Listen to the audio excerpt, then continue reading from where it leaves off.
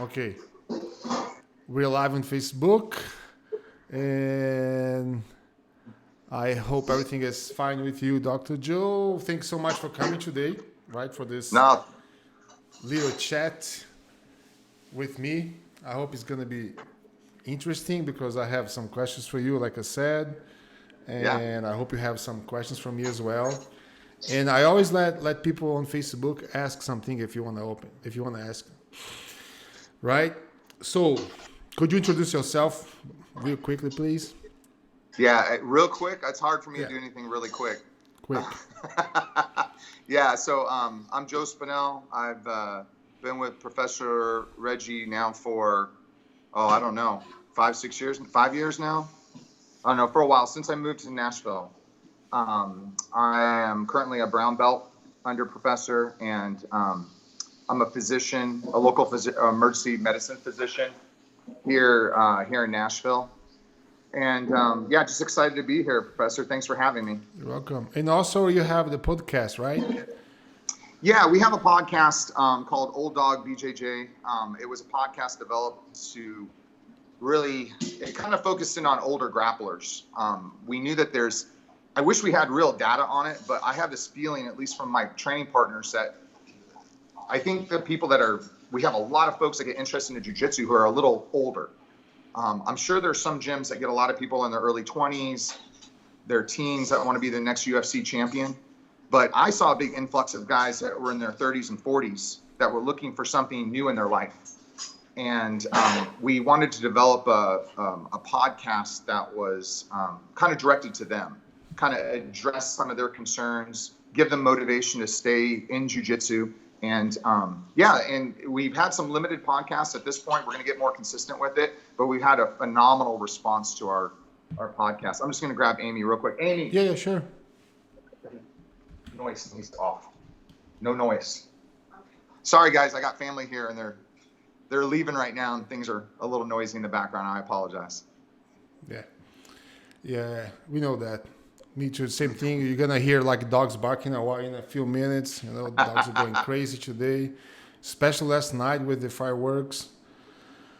Was really crazy. And also, like, I'm gonna put right here, Joe, on the screen. Okay, your Instagram account. So if somebody decides to follow you later, just can go there. Okay. And Yeah, what is it? absolutely.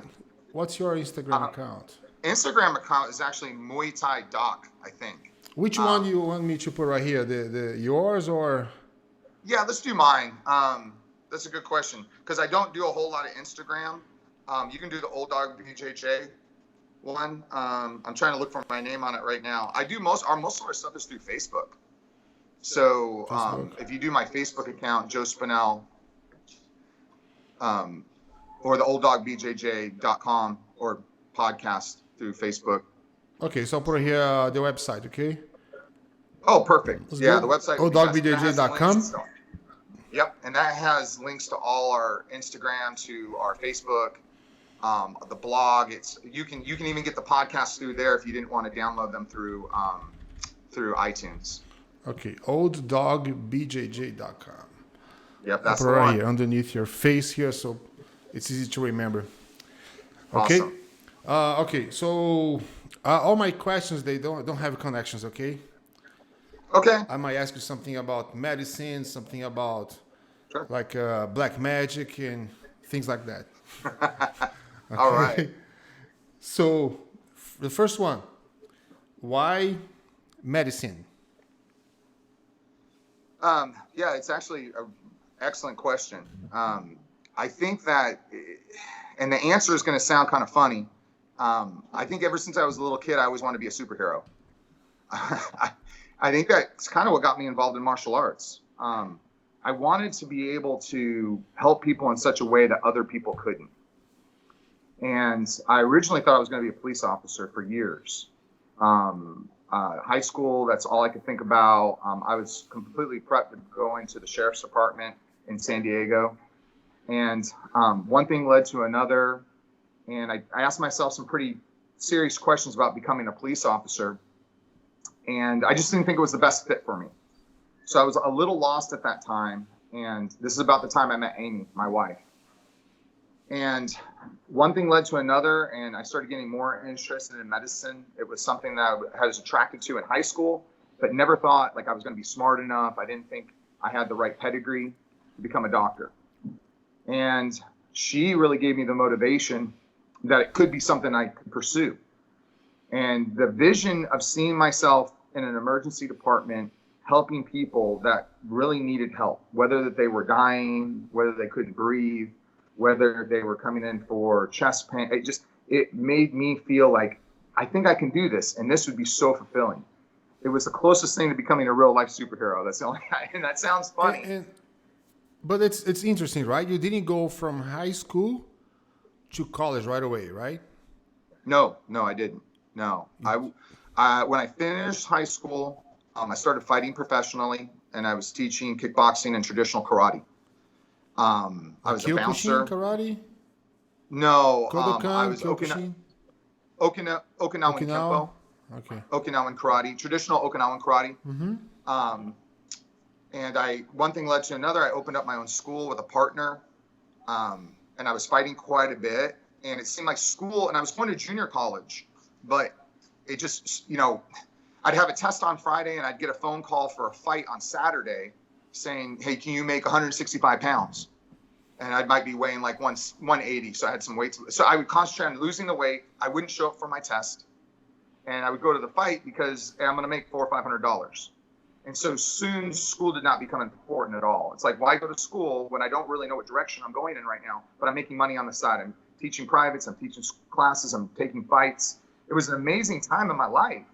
Mm-hmm. But then when I met Amy, I felt like I didn't have anything to offer at that point. There was this girl, an amazing woman who, we were in love with each other, but how was I going to support her?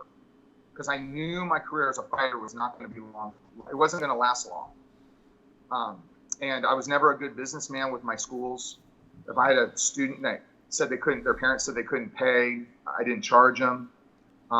It was, I think Amy, my wife at the time, felt very comforted that she had a man that took care of all these kids at the karate school, taught all these adults kickboxing. I helped fighters, but you can only take that so far, and there's no security there. Okay, and when was that, like year? 80s, so that 90s? That would have been the late 80s. Late 80s. Late 80s. Okay. Late 80s. I'm sorry, mid 90s. Mid 90s. Because we ended up moving to New York, and I went back to school in 99. So I started going to college in 99. So it was in the mid 90s this all was happening. Okay, so like if I had to do a short answer for my question, like why medicine, you would say because I want to be a hero. Yeah, right? And sounds it's kind of an embarrassing answer. It's but, not. It's not at all. Trust me. It's not at all. Yeah. I think it's one of the reasons that I teach Jiu-Jitsu almost, I like it because I don't want to die. That's why I teach Jiu-Jitsu. I want to live forever. Yeah. I dig it. All right. Go ahead. All right. Okay. So, wanting to always be a hero, the hero I always envisioned myself as was a samurai. Because out of all the warriors, I always thought the samurai was the thing that embedded everything that I believed was good in life. And I think the modern day samurai. Yeah. So you always had something like related to the Japanese culture? Oh yeah, I even married a half Japanese woman. Yeah, I know. But before that's how I'm trying to get there. So even before you met your wife, you always had like the Japanese culture, like somehow like influencing you. Somehow. Yeah, I carried chopsticks at school, so I'd eat my food with chopsticks. I was a weird kid. Okay. All right. Go ahead. So looking at that as my role model, I've looked at the handgun as the replacement of the samurai sword. Mm-hmm. And I know that you have recently got back into shooting. And I wanted to know two things about shooting. A, what is the thing that attracts you the most to firearms? And then B, what's your favorite firearms at this point right now? Awesome. Good question. What attracts me to firearms right now, what brought me into firearms was the point that everybody has one. And I don't. And I felt, man, because in my culture, like in Brazil, just like law enforcement and bad guys have guns.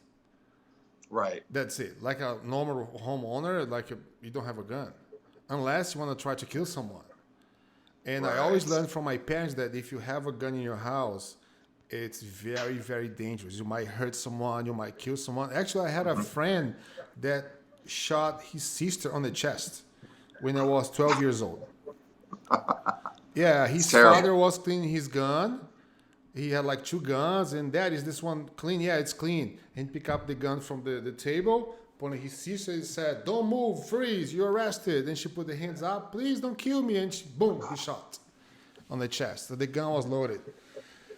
But anyway, and actually, I don't know what happened to her after that. If she died, if she's not, I don't know. But that thing was, man, if there was bad already, that became even worse in my head, right?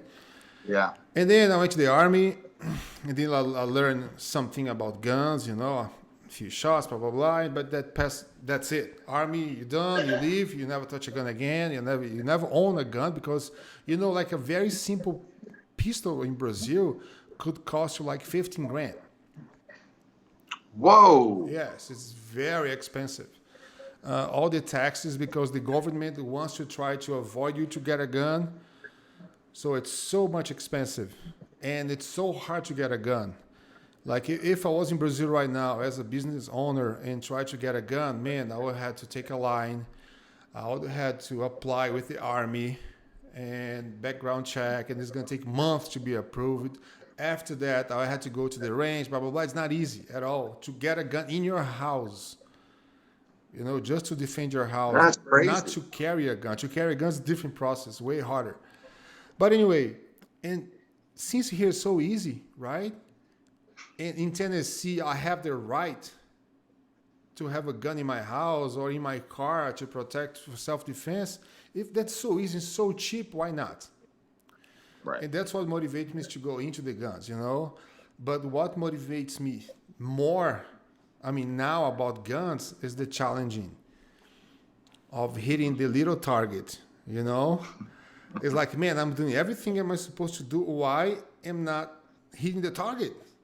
What the heck? What am I doing wrong? So that's what keeps motivating me to go there and researching and reading and watching videos and talking to you guys, asking for advice because I just want to get better, Yeah. I always put myself in a situation that I want to get better. I can't be just normal. I have to beat all of you guys, I know it's going to take a while, it's going to take years, but guess what? I'm not giving up, and I'm going to at least catch up with you guys so we can talk. Because you know how I feel right now? I feel right now that, let's say, I heard that two of you guys, when I say you guys, it's you guys from our school, right? When I heard the two of you guys went to the range and you didn't invite me. I says, damn it, they didn't invite me. Damn it. But then I feel like, you know what? And I was just talking to someone. Sometimes I just want to roll with black belts, right? Yeah. It's not fun bringing a white belt to roll with us, and I'm just it's not good for me. So I think I feel the same way now. When they want to go to the range, maybe they want to be more professional and let the white belt there. We talk to him later, and I completely understand that. Yeah. And then if you ask me my favorite gun right now, man, I don't have one. All of them. Okay. But right now, I'm into pistols right now, 9mm, because that's the one that I used in the Army was a Beretta. I forgot if it was like a 1911 or 42, but it was a Beretta, and I'm trying to buy one just because of have like some emotional, feelings. Yeah, of the guns, not because it's a good one. And just pistols, 9mm. That's what I'm trying to get very good at it. I just got another one for carry, a very small one, Beretta carry. Okay. Very small, actually, very small one, right? It barely fits my hand, but I'm getting better at that gun, So, okay, we have did I answer your question? Yeah, absolutely. Yeah. Okay. I have one question here in Portuguese. That's not mine. But someone is asking here, what do you think Coach Carla, which is my stage assistant, my beautiful wife, she's asking, what do you think about the amount of women training Jiu-Jitsu these days? Well, I personally, when I started in jiu-jitsu, you only had, I mean, it was like you only had tough guys. You had guys that wanted to be professional fighters. And I've seen a slow change in the community to casual practitioners, some women, and now we're seeing that larger influx of women. And I don't know how to phrase this without sounding, I'm just going to say it. We have beautiful women that are coming in. We're not having our people that like rough women. We're having women that come in and train in jiu-jitsu. If you saw them on the street, you would not think that they would be at all interested in self-defense. And to me, that is an absolute beautiful thing, because that means our lifestyle, the thing we love so much, is transcending. That means it's no longer looked at as a freak show. It's looked at as an activity that can improve your life in so many ways. So I can't wait to the day that we can have almost every night of the week a women's only self-defense class. I can't wait till we get to that point. When Jackson, my oldest son, and I went to Japan, and we went to Carpe Diem, which is what I'd say is probably the top team in Japan. They have one floor that is co-ed, but they have a whole nother floor of training that's just for women. And I just think that's amazing. And I can't wait till we get to that point. But it's people like Carla that are out there teaching and representing. Our representative from Georgia, Fabio Costa? Yeah, Fabio Costa, his wife. Marcia. She made a really good statement at the last seminar he was at. Was like, guys, get the women out here, get them training. And with people like her and your wife, we're going to get so many more women involved, and they'll realize it's not something where you get beat up, that you're going to get a black eye, that you're going to get your arm broken. It's where you're going to get a good workout, gain confidence, and learn some self-defense. I can't wait till we get to the point where we open up a whole nother room and we have classes at night that are filled full of women. And it's going to happen. Yeah. But we need someone, like you said, like Carla, to stepping up and doing it by themselves right now, because without that, we can't do it. Like people keep asking, when you're going to have class just for girls? When we have girls. Yep. Like, but if you wait for us to have 10 girls to start having the classes, guess what? We're never going to have it. we need the first one, the second, third, fourth, and you keep coming. And I think even a step beyond that, we have some, at least in Gracie Baja, there are some women leaders out there. I just recently trained with a gentleman from Texas. He lives out in San Antonio, Austin area. And he said there was a school out. I asked him, when I come out, where would you recommend for me to go? And he recommended a school in Austin that's run by, and he said the name, I didn't recognize her, but he said that you have to train with her because her technique is out of this world. Fabiana? And this was yes. Fabiana Borges, she has a school in San Antonio, and she has another one. I don't know where is the other one, but yeah. But yeah, he said one in San Antonio. Yeah, yep. She's a school owner too. And that's also what we need. We need that out there. And it's happening. It's really exciting to see it happen too. Yeah. Not on the pace that we would like to see it, but yeah, it's happening. Yeah, I agree with you. Yeah. And I share everything that you said. It's amazing, like how our sport is growing, how more women we have on the mats these days compared to like 10 years ago, 20 years ago. And like you said very well, like it stopped being like a freaking show. Like you can see like these days, like normal women train jiu-jitsu. What I mean with normal women, housewives. That's it. It's not just like fighters, It's not someone that's trying to look into MMA. No, just housewives, Or like a soccer moms. That's it. Yeah. It's awesome. I love it. So my question for you, the official one, would be, what do you do for yourself as a hobby? Okay, not as a family, as to Joe Spinell. When you find yourself, okay, man, I have to do something. Like, what do you like to do, or what would you like to do? So, well, away from jiu-jitsu and shooting, getting away from those things, because those are obvious things, and ancillary things like lifting weights or going running. Away from those things, I do a lot of writing. Writing. And the writing isn't for anyone. It's strictly for me. It's a very therapeutic time for me. If you were to open up some of my journals and read them, you probably think they were the writings of a psychopath. not because of the content. Those are the but best. just because of because I ramble on. There might be something that's bothering me that I wouldn't want to voice to anybody else. So I got to get my thoughts on paper so I could express them in such a way that I don't sound. I can be very passionate when I feel strongly about something. And what I've known about myself is sometimes my passion pushes people away from what I'm trying to communicate to them. This is an issue I have with my wife. If we talk about politics or we talk about current issues, sometimes I'm so passionate about it, people will take the opposite stance.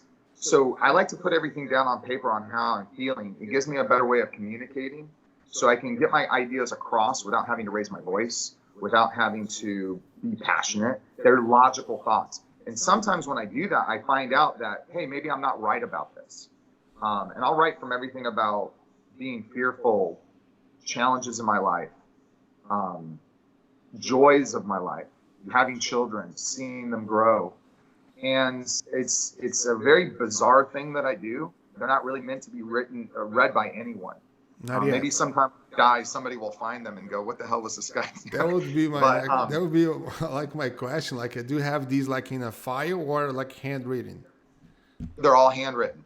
I've tried to type in the past, but I found that typing to me isn't as therapeutic. I don't get my flow of thoughts on paper. And I'm so strange with this. There's actual certain notebooks that I use, and there's a certain pen that I use. It's very bizarre, and I realize that it is. But I have found in 46 years that this is something that really helps me. It replaces my therapist, I guess. I always like to say Jiu-Jitsu replaces my therapist. But this is something on top of that is my time to myself where I can be honest with myself. Because we give ourselves so many lies to make ourselves feel better during the day. Decisions that we make and we justify them. And this is time for me to be honest with myself. And I can't lie to myself on that piece of paper. But you relax doing that. Oh, yeah. It's relaxing. You relax, you open your mind. Okay. Oh, I've had times when I do this and I've laughed. I've had times when I break into tears. It's very strange. No, and I realize that it is. I can't wait. I can't wait for you to pass away so I can read it. I mean, thinking that you're going first, right? Yeah. Well, hopefully. Have at it. Have at it. That's All awesome. right, my turn. But your family knows where the book is? Amy knows where they are. Okay. She doesn't read them. Okay. Jackson knows they exist, but yeah, they'll know where they are. But do they know? Yeah. Do they have your authorization to publish them or to burn them after you die? I tell them to hold on to them, and in times when they feel struggles, to go ahead and read them. But because I hope that's what they could. But what if that thing that you wrote could help somebody else? That's their judgment call. Because that could be very selfish of you keeping those solutions just for your family, right? Those secrets. No. That's their judgment. If they feel that they want to do that, they're now in control. Okay. At that point. Okay, good. Yeah. Good to know. All right. So, my turn, right? Yeah. So, every so often we'll just take Gracie Baja, for instance. On the back of our gis, they've adopted the logo, Jiu-Jitsu for Everyone. Hamio Bahal had a set of gis from Storm, which say Everyday Bojada. Mm-hmm. Hyperfly has their saying, you can't teach heart, which is embroidered on their equipment.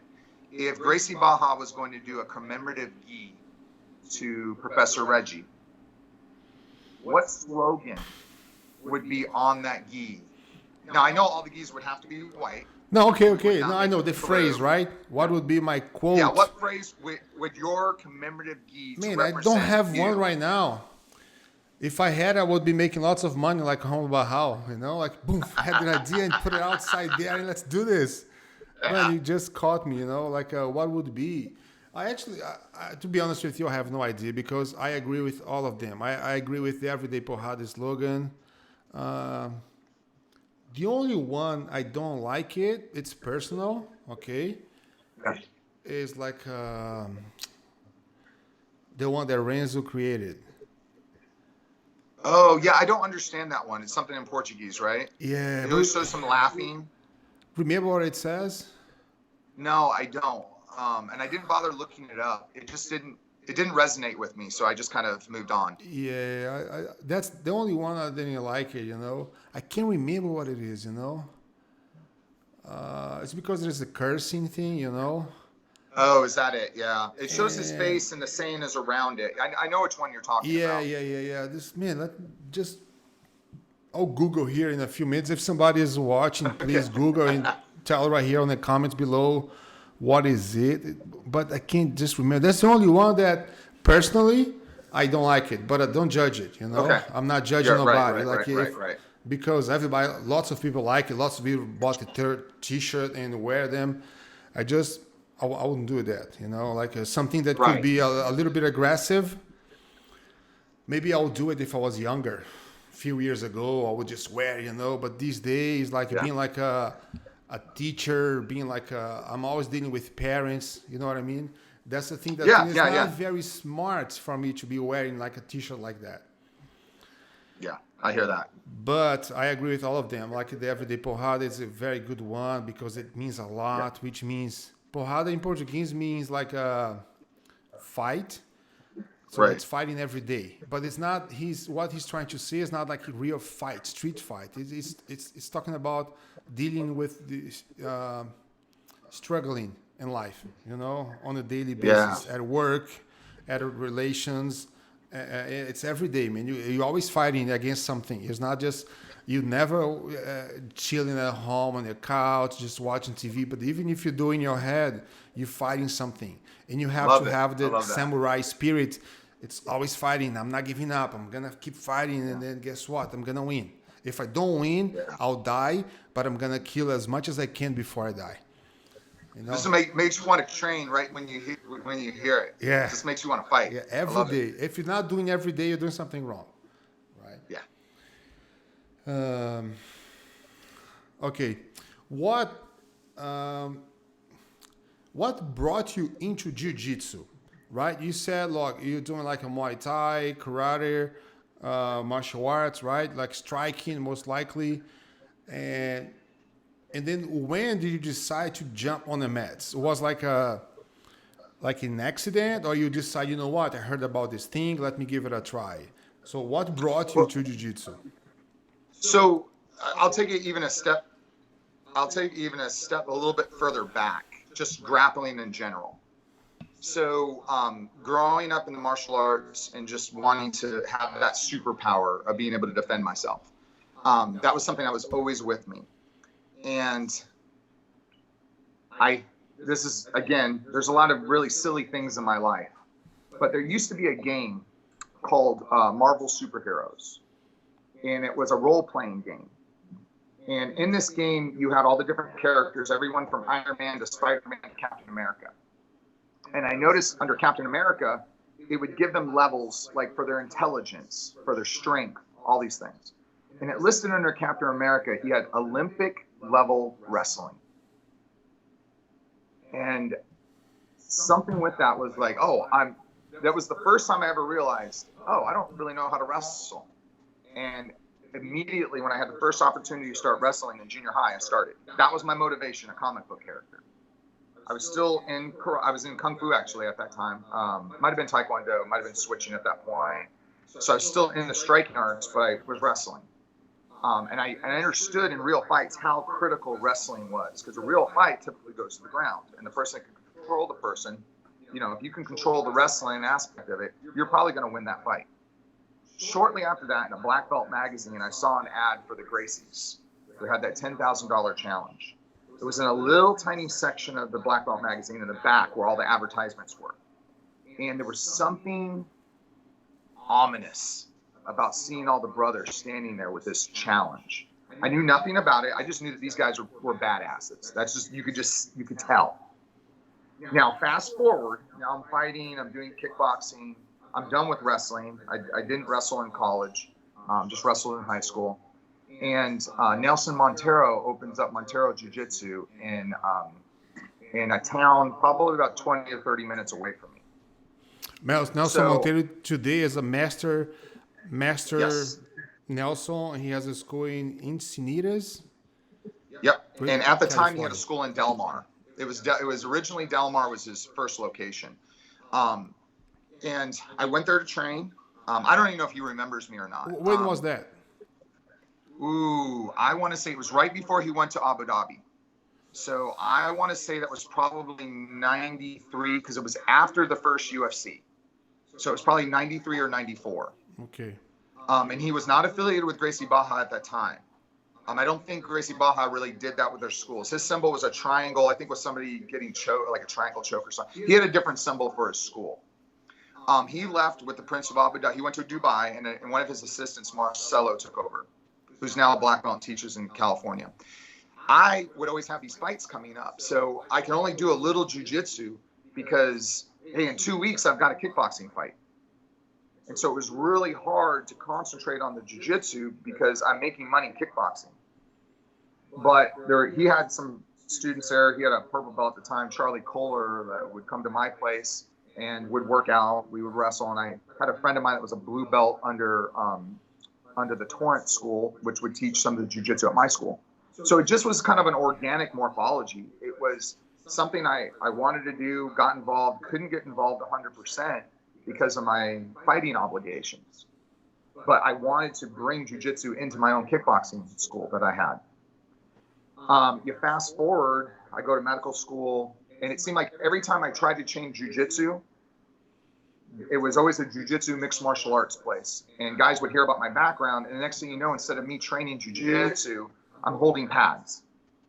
Because I love and until this day, I really don't know the truth. Was it that I knew when you train yourself, it's a hard workout and you're pushing yourself. When you're training other people, it's so much easier. So I don't know if I was taking the path of least resistance or if it was true enjoyment of teaching other people. I think it was true enjoyment of teaching other people because nothing's better than being needed for something and teaching them technique and then going to fights with them. So my whole jiu-jitsu career at that point kind of got put on hold. I mean, I would roll a little bit with guys, mostly no-gi. And it really wasn't until I went to Knoxville in, 2012 maybe? What brought you to Knoxville, from California to Knoxville? No, I went from California to New York, where I did my undergraduate. And then I went to medical school in Pennsylvania and residency at Penn State. And then I took my first job in Knoxville. Okay. So when I took my very first ER job, that's when I was with Samuel Braga in Knoxville and trained with him. And that's really where the boys started too, because all the places that I was training other people at and working out, they didn't have kids classes. And it was all, muscle heads that wanted to be the next UFC champion. So good training, hard training. And that's actually Daniel Belize. I know I always say his last name wrong. Belize. Beliza. Beliza. Beliza. Yeah, I even did it. Beliza. We did a seminar together. I'm saying it wrong again. I'm trying to work on my protein. Okay. But in Pennsylvania? Yeah, we did a seminar. What's that? In Pennsylvania? In Pennsylvania. You did a seminar with him? Yeah, he did the jiu-jitsu part, and then afterwards, I did the Muay Thai seminar afterwards. When was that? 2014, 12? Let me think. It might have been. Oh no. Yeah, it was between 2000. Yeah, it might have been 2014. Yeah, I think so. Because 2015 we moved out here, and it was at Harrisburg Mixed Martial Arts under a guy named Nick Ortiz. Okay. So I think it was about that time. Oh, so I moved to Tennessee before you did. I moved here 2011, 12. Yes. Yeah. Okay. All right. All right. My turn there? Yes, it's right. Sorry. Okay. So I like to just putting a quote here. Renzo thing was Fodacy. And what does that mean? Fodacy. I hope there's no kids. I hope there's no kids watching, but it means fuck you. Oh yeah. That's not too. Yeah. Yeah. But I know what he means, with that. It's like I don't care what you think. It's my life. Blah blah blah. Yeah. We don't care. Let's just live our lives and whatever. Okay, you go ahead. So I think that a lot of the things in our lives that we get better at are because of failures. And those, when we're young, those failures are very embarrassing and things that we don't even want to talk about. And it isn't until later on in our life that we realize how important those failures were when we were younger. Do you have a particular failure that you call like your favorite failure, or something that at the time you felt it was life changing and devastating, but years later you're so glad it happened to you? I have a lots of those, right? Um, yeah, because like I used to say, I mean, life is about failing. It's about losing, and I remember all of them. I used to say that all my competitions, I remember all the matches that I lost, from white to black. Yeah. But the ones that I won, maybe the last one I can remember, but passing 1 2 years, I don't. If you ask how did you get that good place, man, I have no idea. I just got it. But Right. I got fired once at this company that I didn't expect at all. Oh, I okay. thought I was doing a good job, and he came to me and let's have a meeting, and then he fired me right there. But it was a very good firing conversation. He just said I wasn't doing what the company expected that I was supposed to be doing it, and he need to let me go. And it's okay, not a problem at all. And he said, "Are you sad or upset?" Right? And I looked like a psychopath because I was just normal right there. I says, "No, not at all." The only thing that I knew for sure when you hired me was that one day you would fire me. That the only thing I knew it for sure. And because it's just question of time. And I always try to work for somebody the longest 5 years. I always had that goal. I'm gonna work for this guy for 5 years. After that, I have to get fired or I'm gonna quit.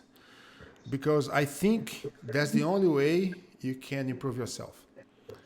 If you work for a company, you work 5 years for that company, try to climb as much as you can, and after 5 years, man, you better get out. You learn a lot from there. Let's just move on, and that's a good way also to get more money, get a better pay, Yeah. right?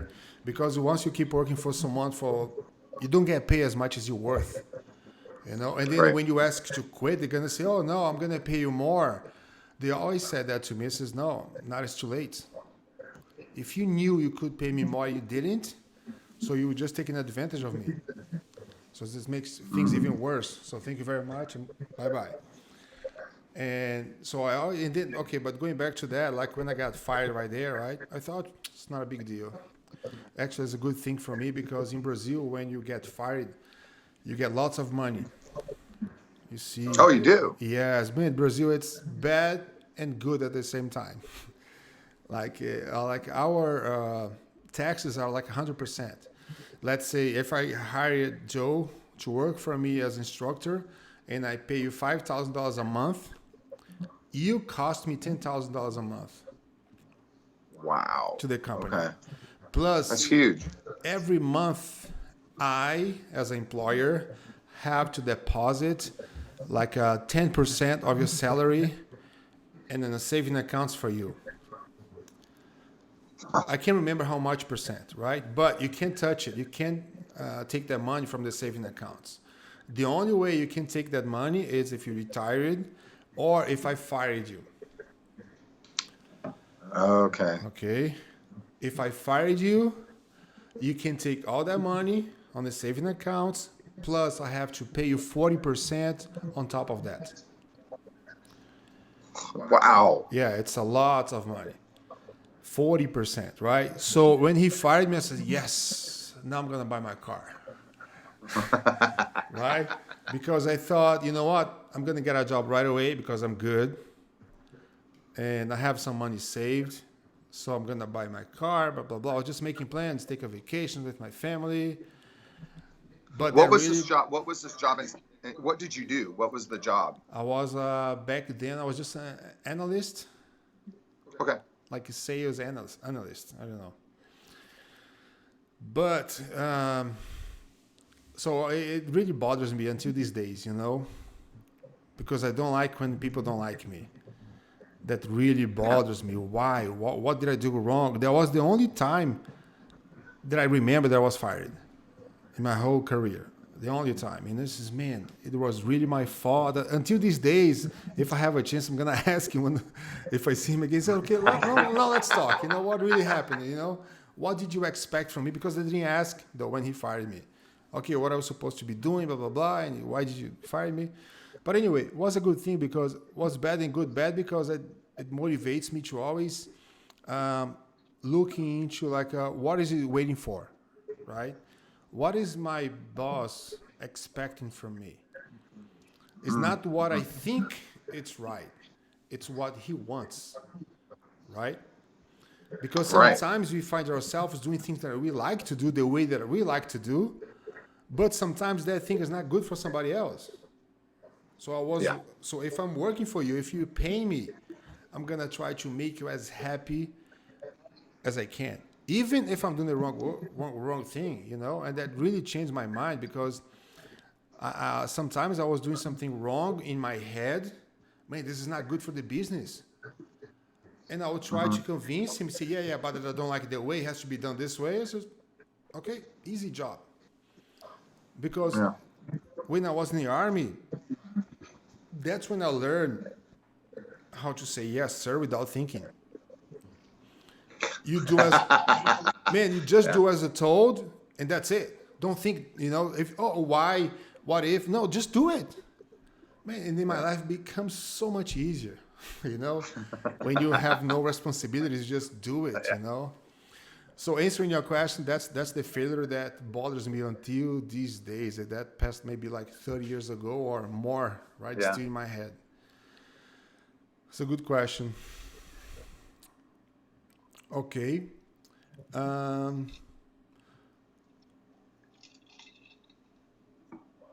I know right now you're a brown belt, right? But which one of these belts, pick one, okay, was the most important belt to you and why? Oh, wow, that is a good question because they're all important for different reasons. You got to pick one. Brown, my current one. Because I feel at this point right now, first of all, it truly was unexpected. You kept a good secret. I really had no idea that day. And I don't know how my next promotion can be as emotional for that as it was for me for the Brown. And I think the reason why right now this one's the most important, it may not be about me, but I think it's about my children. Because I feel like right now I'm trying to set an example for them and myself of moving on to black. These lessons that I've had, these workouts I've had as a brown belt with my children, whether it's in the garage or whether it's been at the academy, it's something different about it. And I can't explain why. I don't know if it's because I'm at that level where I know I have to improve to a certain level to deserve that black belt. And I think I feel maybe that pressure more than anything else. My pressure to represent well in front of my children, probably all for all the wrong reasons. that it's been the most special time for me. I think I said this in class the other day when we were talking about promotions. I was teaching an afternoon class. I feel like I could be a brown belt for the rest of my life, and I'd be so happy right now. I never dreamed I would ever make it to brown belt. The most I ever saw in my mind was a purple belt, because those are what I grew up training with most of the time, and they were like gods as it was. And now I put in the time where somebody felt I deserved this. It's so emotional for me, I can't even put it into words. But I've never felt this way about any other level. I don't know if that answers your question correctly. Mm-hmm. It's such an emotional thing for me. I don't even know if I could put it into words right. And then I thought it was especially for my blue and purple, but this has been a whole different thing for me. And you said something that this one keeps you like motivated to train, to learn even more. And you better do, because like Jax, man, is becoming like people say, like a tough cookie, right? Yeah. Jax is getting, man, he's just 15 and he's gonna give you so much work, you know. and not it's as a good. son, but as like as a training partner. And Yeah. then as we get older, like I know there is times that I don't want to train with Kyle. And I says, no, I'm not in the mood today because he wants to kill me all the time, you know? And I hope that doesn't happen to you, right? If you keep training, you keep up the pace with him. Yeah. But it's awesome. Well, I And always, hold I on, always and you tell still them, have 2 more to come. yeah, yeah. And Remember they're that, going to be, right? they're going to be worse. They're going to be Remember. worse because each one gets worse. But the one thing with Jackson is that we always can still hold mitts. And so I can always tell him I can take you from a blue belt to a white belt with one punch. I mean, just say it as a joke. But yeah, you know, one of the best feelings ever was the other night we were working and he helped me. So I said, Jackson, come here. It was after class. I go, we have to work on this right now. I'm not moving my hips enough. And he's like, yeah, you got to put your foot more here. And that was amazing. Mm-hmm. And for people that aren't in this world, they don't understand that.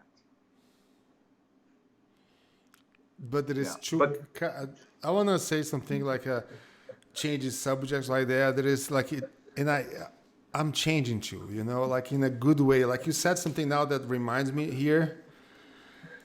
Like during our last open mat, someone came in.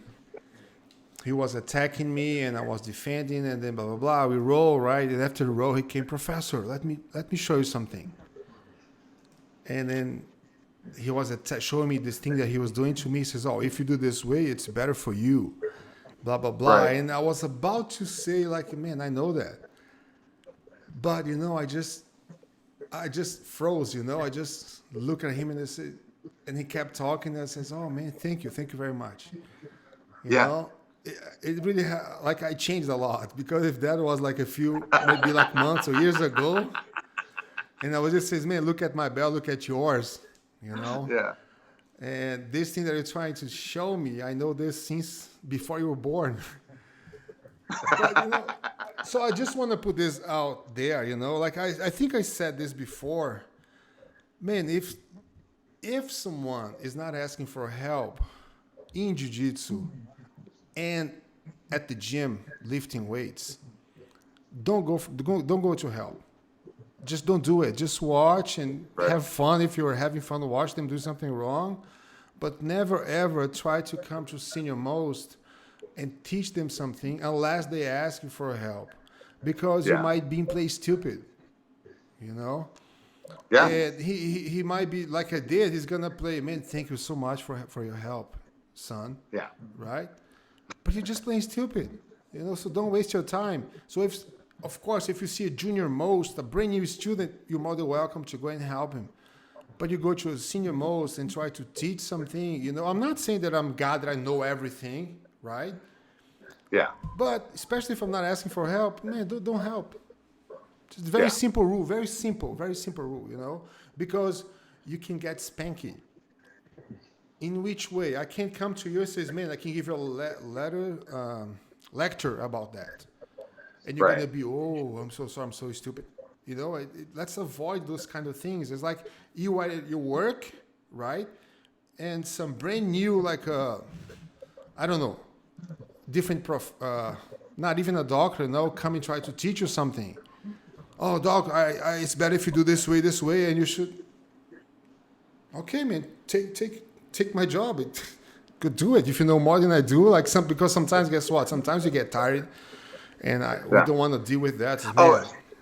Yeah. There was a day when I would be, because people do that all the time, and there was a day earlier in my career that I would be very, it would turn into a very bad conversation, and I can be pretty insulting if I want to, especially if you're telling me something, and I can call you out. I can demean you. When it comes to medicine, I can demean you very, very easily. Mm-hmm.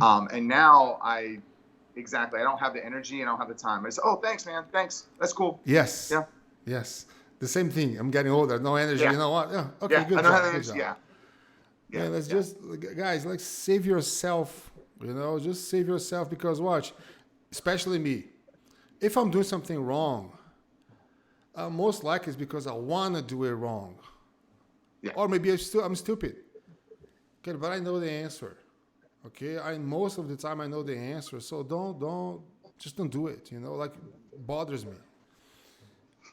And listen, I'm very open and very humble to learn from everybody. If you have something to teach me, but if you have Yeah. something to teach me, you have to prove that you know first, right? You cannot just come Right. from nowhere and teach me something because I'm gonna be I'll be very skeptical. How you say this? Like I don't want to believe. Skeptical. Yeah. Yes, I don't want to believe in who you are until you prove who you are, right? Right. All Okay, right. your So turn. my turn, right?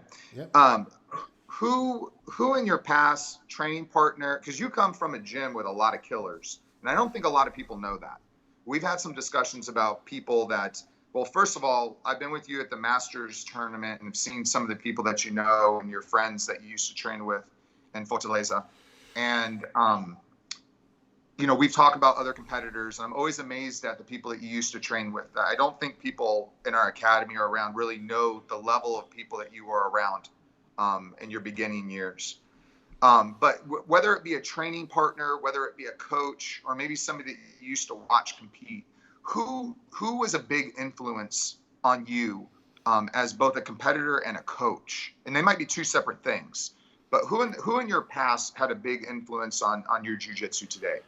Uh, Talking about my partners, right? My school locally, right? I Yeah. would say everybody in my school was a big influence as a Okay. competitor because 99.9% of the students would be competing. So Mm, 99.9, you know. If you had someone non-competitor, maybe because he was coming out of an injury or he was traveling, but everybody, but there was like, jiu-jitsu was just about competitions. You join the right. team, the teacher would be saying, man, you're going to be ready to compete in a few months, you're awesome, but just talk about competitions. And I know there was a big mistake, okay? As a school, right? There was a big mistake. But jiu-jitsu was just competition. So talking about competitions, all of my friends and non-friends, they were my biggest motivations. I remember that I was training once um, with Daniel Beleza, which is very close to my house, right? And I was going to different gym very close to my house, like 3 blocks. Two schools were 3 blocks. So I used to train at both schools. So one class would be at 6 from 5 to 6:30, and I would run to the other school to start training from 7:30 to 9. So 2 classes, boom, boom, boom. And then just because we were in the same team, right? Just because one day, right in the beginning, they heard that I was training in the other school before I come to this one, the first class, like I felt that they want to kill me, right?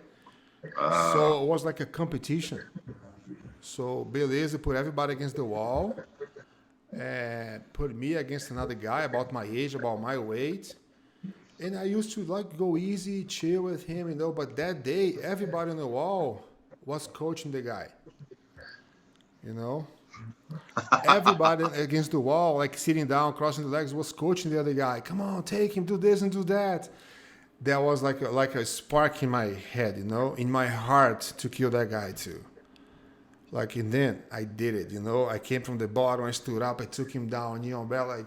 And then the best part was when I was choking him, I turned his face to the wall so everybody could see it. And then I squeezed and I was looking at the wall and I choked him. And then there was just another day. It was a normal day. Nothing happened after that. Like we keep all the time. So was the competition was like I have another story, like a very funny story. Watch, we had this guy he fought UFC. Now he's in Boston. Okay, he's a Okay. beast, man. He's way younger than me. He's the same age as Gibson, right? Mm-hmm. They're both like same belts, blue belts, killers, right? Killers, killers, killers, killers. And this why his nickname is a monster. His nickname Okay. monster for two reasons. He's huge as a monster, like Incredible Hulk, muscle, and he's ugly as hell. So he doesn't know that. He thinks he's monster just because he's strong. So he fought UFC, like a bunch of fights at UFC. But anyway, Like I remember when he was a blue belt, so he had a discussion with another blue belt from a different team, right? And he wasn't training with us yet. He was training a different team when he was a blue belt. And he had a discussion with the other guy, not from my team too, two different schools, right? But I was heard about this, so I went there to see what was going on. So he had a discussion on the streets with the other blue belt. And both professors knew about it. They said, you know what? The kids wants to fight. Let's bring him to the gym. Let them fight. But let's do jiu-jitsu rules, right? Let's do a special match. Okay? So this guy was there, the monster at his school. And so he comes with the other guy, with his team, into the school to have this fight. And then, okay, jiu-jitsu rules, right?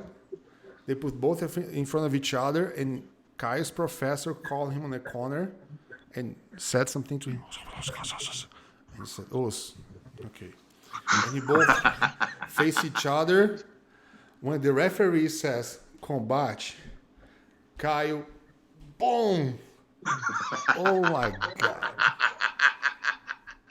Man, he gave like one punch, beautiful punch. The guy flew in the air like Rocky Balboa. It was a very coward punch. The guy wasn't expecting at all. He was just there for a BJJ match, and after that was just fight inside the school. Everybody like a bar fight. Whoa!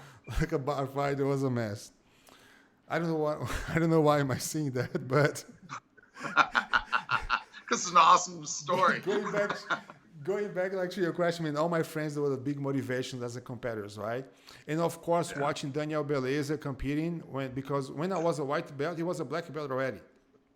Okay. And I went to compete in nationals once, and he's feather, very skinny guy, right? Very flexible, very skinny. And another funny thing is, I just rolled with him after I got my black belt. He never rolled with me before that. Oh, really? Yeah, never. Just after I got my black belt, because he's smart. He's very smart. You know, I like him so much. I have no idea. He's so smart. He has so much to teach and share about jiu-jitsu. And then, okay, I was watching one day, like the Nationals 2007, I guess. I think it was 2007. And I never saw him losing. And over there, this guy got him in armbar. Man, roll, scramble, boom. Taking an armbar, he says, okay, he's going to tap now. There's no way he's going to escape. Man, he goes left, right, boom, and then escaped and took the guy's back and took him out. So, oh my God. There was like the spirit that I thought that he had fight with a broken arm. I said, hey, man, did you break your arm? Is you okay? No, I'm fine. I'm good. Oh my God, that's scary, you know? These guys are crazy, you know? All right. Now my question to you. Do you have any funny story to share, funny or bizarre, that you faced at an ER? Oh, yeah. There's tons of them. I don't know if they're appropriate for this, but, oh, God, there's so many. There's so many that are funny, but they're sad at the same time. It's like a dark joke. Oh, okay. Right? Okay, the one that comes to mind. This is a funny. It's not anything overly gross. I think it's appropriate. When you have a stroke, if you have a stroke at the right time, and if you have the certain type of stroke, there's a medication we can give you that can help. But this is very time sensitive. Okay. We have to get certain studies and certain scans, and they have to be done really fast. And if you've had a stroke and it's about 3.5 to 4.5 hours, we can give you this medication, and it could fix your stroke. A lot of hospitals do this. So if you come in with like your arm isn't working and your face isn't working, we have to make sure it's not a bleed and that it's a stroke where the blood's not getting to your brain. So we have to hurry up and get these scans.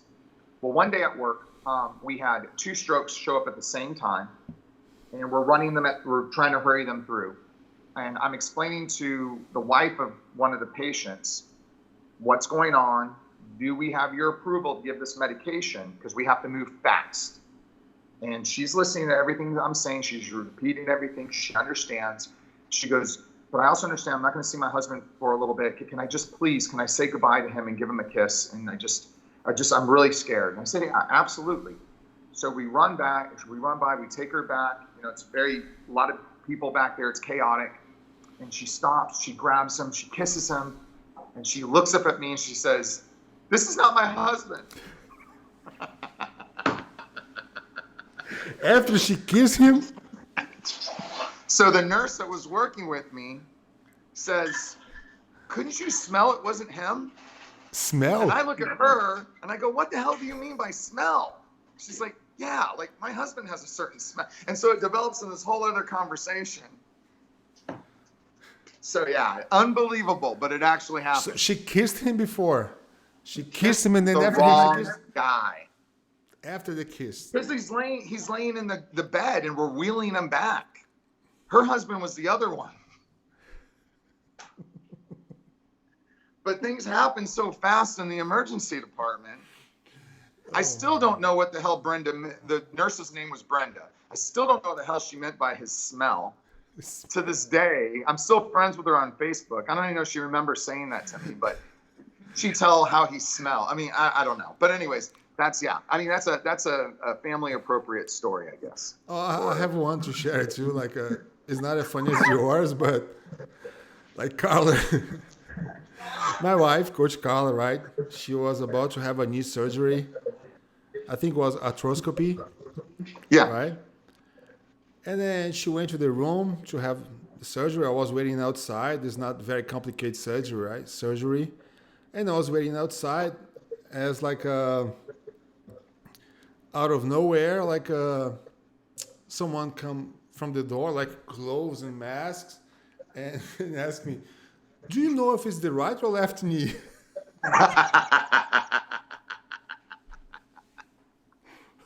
Can you imagine that, man?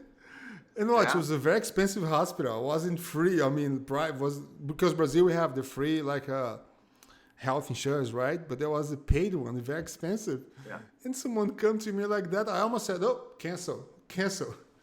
I said, "No, I have no idea." "Oh, okay, don't worry, we're fine." And then we'll figure it out. Yeah, that's what she said. We figured out that she walked inside. That was a good one, man. Yeah. So I bet lots of things happen, like in ER, But I think that was very stupid. Very stupid. What do you think as a doctor there? Would you go outside and ask the husband, "Hey, do you know if it's the lung or the heart that I should operate?" Yeah, I don't know what they were thinking. Sometimes what I've noticed, there's a few things that cause people to make stupid decisions. One is fatigue, one is anger, and another one is time. So when people are frustrated because they don't have time, they end up doing things that are really, really, they don't make sense. Yeah. And they look back on them and they only acted that way because they were under pressure and they're not trained well. You can be trained well and be under that pressure and it's okay. But unfortunately, not everybody does. And yeah, you get bad decision making. So that's what probably happened there. So speaking of decision making, I had to add this in here because I've never asked you as many conversations we've had, and you've been always honest with me and open. I wanted to phrase this question, why do you hate blue gis? But I'm going to rephrase that question because I don't think that's the truth. Why do you prefer white gis? Because of this, I'm not allowed to buy any more blue gis. My wife won't allow me to get them. My kids don't want a blue gi because Professor only wears white. Mm-hmm. Why? Because I've seen you in a blue gi, like pictures. Oh yeah, of course. I had all kinds of gis. Trust me, I had a camel gi once. You had a camo gi? Oh, I had a camel gi with the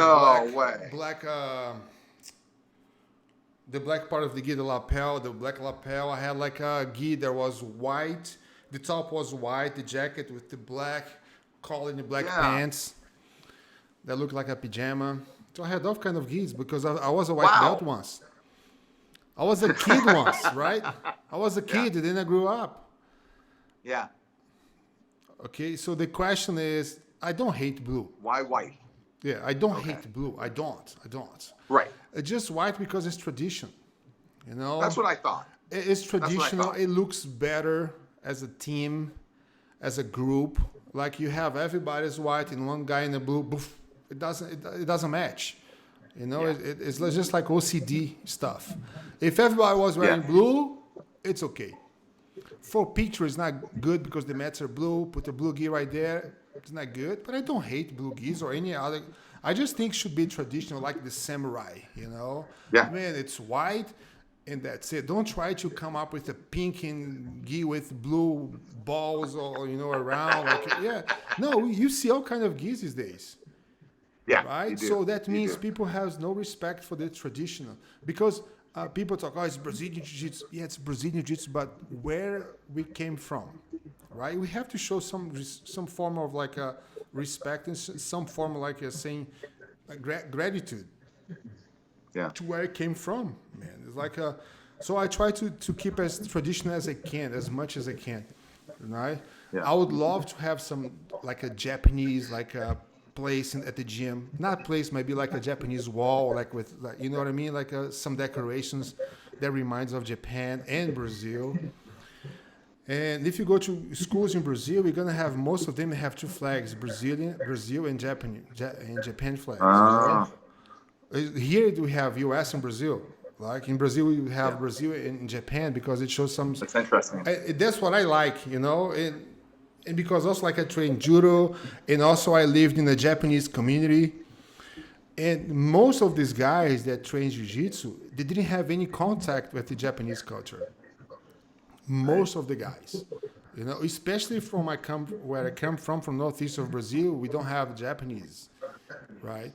So we kind of lose that attachment to the Japanese culture. But just because I always like it, the Japanese culture, the samurai stuff, since I was a little kid, that Yeah. attached me, like it make me like try to learn something more with the Bruce Lee movies, with the samurais. Man, these guys are so like honorable, it's everything is about honor. And I think it's amazing. It's something that it's missing in our culture right here. And then, yeah, the reason is I like white, Yeah. but I'm not like I said, I'm not going to say you're not allowed to wear blue. You can, man, if it's on a rule, you can wear them. But if I don't like it, you don't have to force me to like something, right? I don't have to like it. But of course I had blue gis. I still have one blue gi, but I never wore it. It's brand new. It's in a bag. I bought an Adidas one. But every time I go wear it, I say, nah, not today. I got a different day. So it's still there in the bag, brand new. That's awesome. Yeah. And white, I and I have, learned, I learned from my professor, white. Why white? White represents peace, right? It means we're always looking for peace. We're not looking for a fight. So he always had something like interesting saying about the belt, about the gi, about why do we bow? What's the purpose of the black stripe on your white belt? What's the purpose of the red stripe on your black belt? And why the gi is supposed to be white? And why you fold the gi that way? Everything has a meaning for that, It's not. yeah, So yeah, white because it's tradition. That's it. I like that.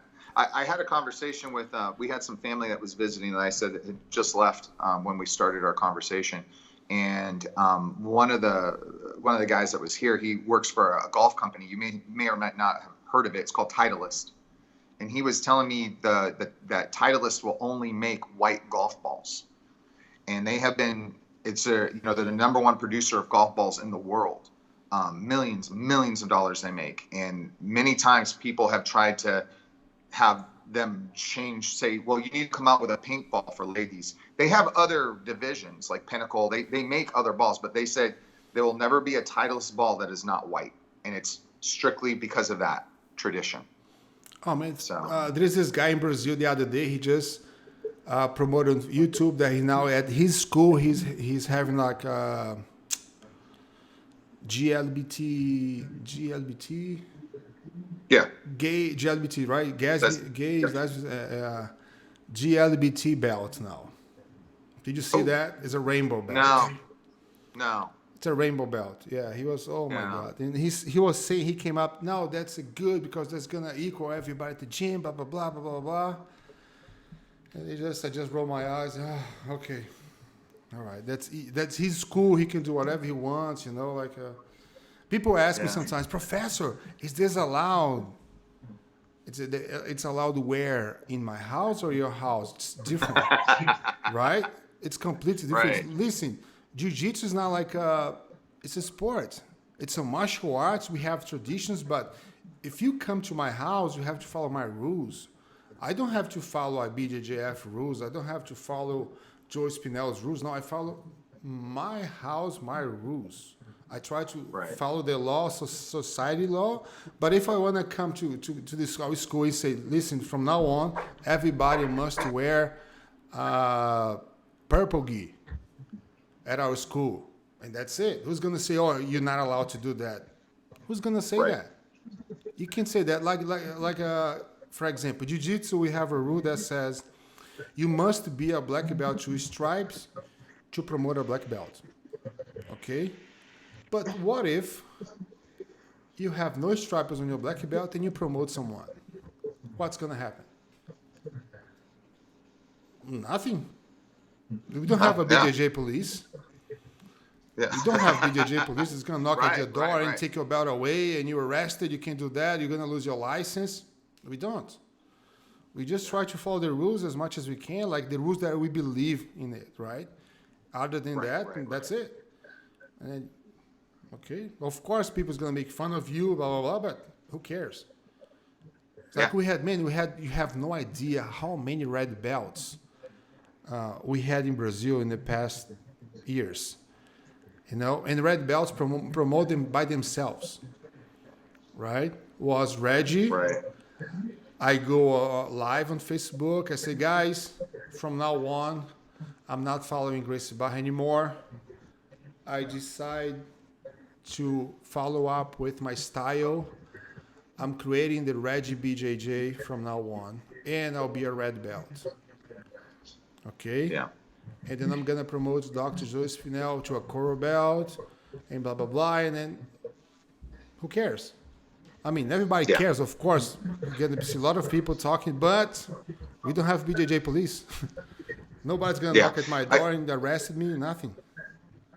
Yeah, I think a lot of traditional martial arts went through people developing their own systems here in the States several years ago. And I used to make a joke every 5 minutes, a new karate style is being invented. It's a mix of Taekwondo, karate, and Kempo, or it's a mix of judo with, and we don't see that as much anymore.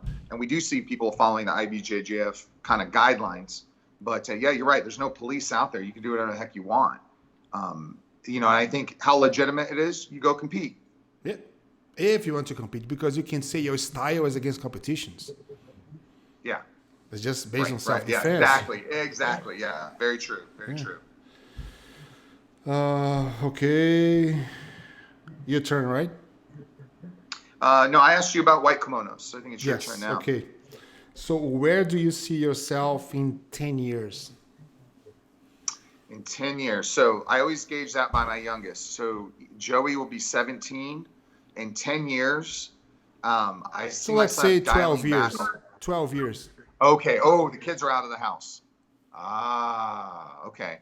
So I see myself somewhere on a beach with a very small school downstairs, just a mat that we roll up the garage thing on the beach, a 1 or 2 bedroom condo right above it where Amy and I can live.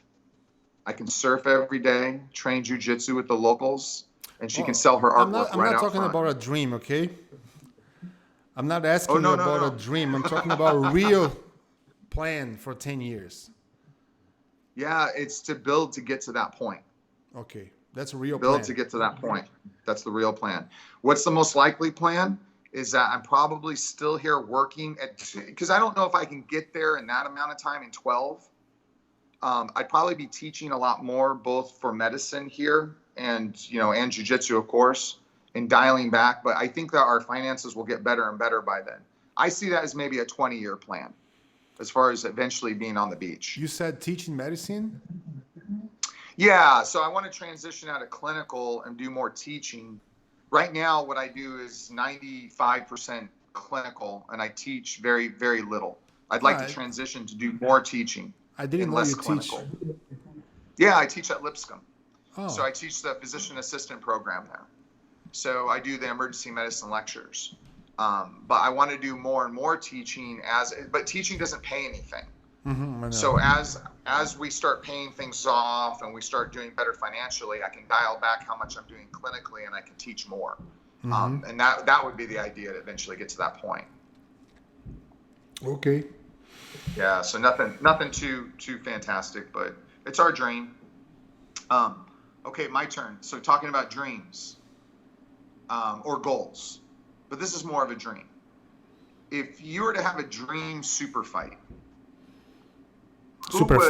your opponent, a super fight. You're going to do one last fight, one last single match, not a tournament, but a single match. Who would your opponent be? Where would it take place? And who would be in your corner? And what song would you walk out to? One last fight would be against Roger Gracie. Awesome. Yes. Awesome. Would be against Roger Gracie. The place would be at Gracie Barra Spring Hill. Ooh, okay. Oh, I thought you were going to pick some other. Okay, that's awesome. Yeah, Gracie Barra Spring Hill. I'll bring Roger Gracie. We're going to have a special match.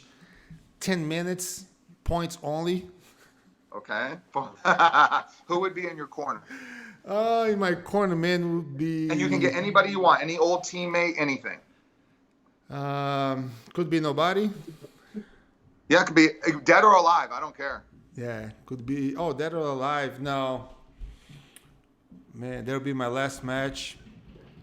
I think I would have my wife in my corner.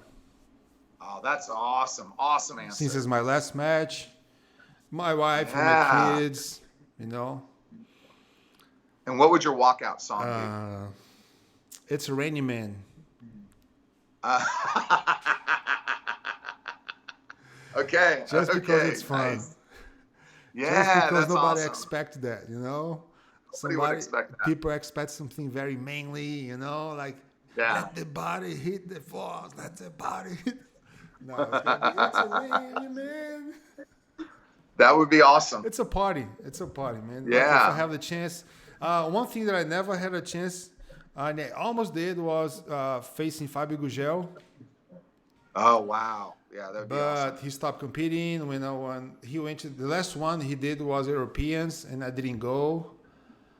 He was like my division. Another one, my division is Saulo. So maybe I'll still face him. So those are two guys that I hope one day I can face them too. Saulo, Ribeiro. Fabio, I know he's not competing anymore, but Saulo still does. And Saulo is super heavy. It would be amazing competing against Saulo. Yeah. Saulo Ribeiro. Cool. Yeah. Hey, we're an amazing sport where you actually have the chance. I know Jackson loves Mikey Musumeci. Mm-hmm. And I told him, I said, you have the potential. You may face him one day. Maybe not, because Jackson's bigger. Yeah, we talked about that. Jackson's going to have to lose a lot of muscles to fight Musumeci. Because he's getting bigger. And we look at the Rotolo. Yeah. I think he's going to be too heavy. Maybe open class? Maybe. Possible. Hopefully open class. But how amazing is that you can see these people you idolize and awesome. Be able to have combat with them? You'll never be able to play basketball with Michael Jordan. You'll never be able to play basketball with Scottie Pippen. No. I was in California once in the warm-up area, and somebody tapped my shoulder here. I look back. Who was that? Roger Grace. Yes. It's awesome. Oh, did you know this? And blah, blah, blah. He was asking me questions. No, man, not yet. Blah, blah, blah. It's okay. And he left. He was, oh, my God. And I was so pumped, He's competing by my side here. Oh, man, it's awesome. Yeah, that's cool, man. So, cool. Man, you be in that warm-up area with all those guys around you right there. Like, you become one of them. You just in the same pack right there, You belong to the same group, and you feel like the same. That pumps you up. Man, I'm just like him. He's just like me, 2 arms. He doesn't have 3. He's just 2 arms just like me, so I can beat him. Yeah. Okay. My last question you just answered, right? You said about having like a small school on the beach. But do you really see yourself like as a school owner again, one more time. Like I said, that could be something that you can leave for your kids when you pass, because um, I think that's a good thing, like retiring teaching, and Yeah. not teaching like as a crazy or working 12, 14 hours a day. We No. don't need that anymore. It's something that gives you more pleasure than actually work, Yeah. right? And how do you what do you think about that? Being like a school owner, maybe like in 20 years, maybe in 15, 20, I don't know, but because like you've been owner once before, and you said that you made like a few like mistakes. Maybe you Oh didn't yeah. have the head prepared to run a business, and now I know that you got way older and better, like smarter Yeah. to run a business. So Yeah. what do you think about like being a school owner? Not just you, okay? Even if your son come to you and says, "Daddy, I want to be a school owner. I don't want to be something else. I want to just maybe go to school and learn some business stuff and be a school owner." What do you think about that? Is that something you don't want to for your kids? No way, man. You do because I know it's bad for you. No, no, no. Or I don't. I think that my kids have this false impression, and it's probably my fault. I mean, I'm very passionate about what I do for a living. Um, I love medicine, and I love taking care of people. I love what I do, and I love the experiences that I have, and so I talk about them quite a bit at home. I mean, every day well, not every day, but when I leave for work, I always say, "Okay, gonna go save some lives. Gonna go save some lives today." And I think that has probably indirectly pressured them into them thinking that if they don't become a doctor, that they're going to be a failure. And, that's something I have to work through with my kids. That's my own thing I have to work through because I cannot feel any further from that point. I think if they came to me and they wanted to make jiu-jitsu a part of their life in the form of owning a school, I think that's one of the most amazing things that you can do because you would be changing so many lives. You would have such an influence on other people. And I'm not going to pass that opportunity up. When our life slows down, I have no doubt that I'll have a school somewhere in some way, shape, or form. There's too many good things that come from it. I feel very passionate about it. And I think along the lines of the physician, I think my kids also feel that I do feel they need to do jiu-jitsu for the rest of their life.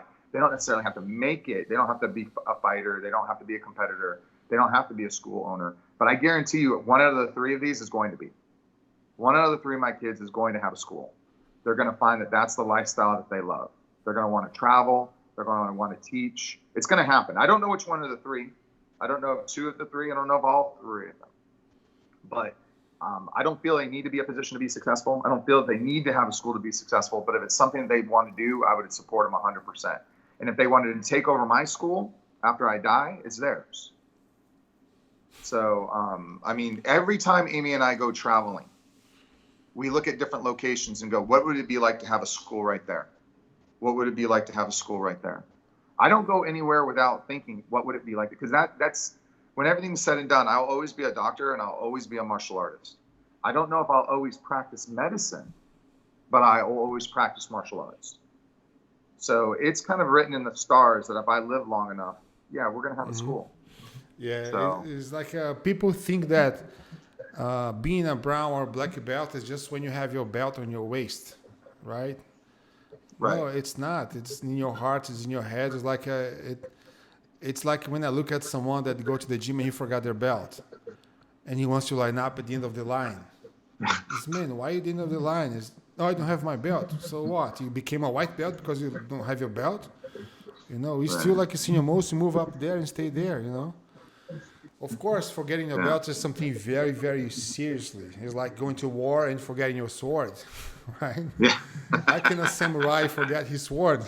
That's not gonna Yeah. happen. But it's 2020, a lot of white people training. It's different. Yeah. Absolutely. Like we kind of lose the culture a little tiny bit. Yeah.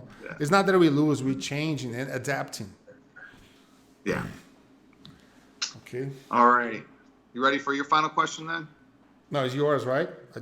ask about the school owner. I have two questions, Okay. two more questions for you. Oh, you got two more. Okay, good. Because I got some here. Okay. What unusual habit or weird thing that you do that we wouldn't know about?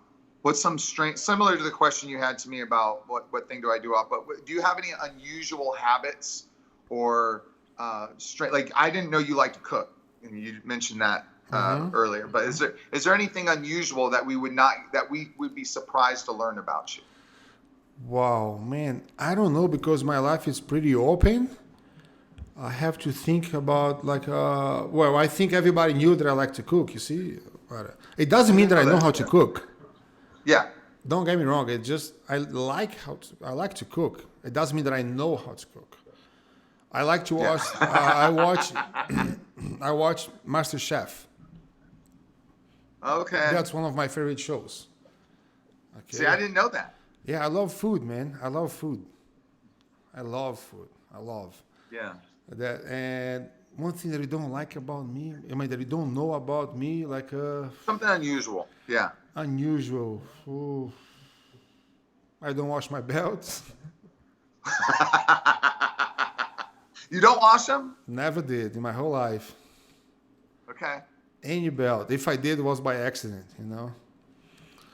I'll take that one. That's actually a good. Yeah, it's very unusual, but I was just discussing with somebody else today why I don't wash my belt. Because that's how I learned it, first of all.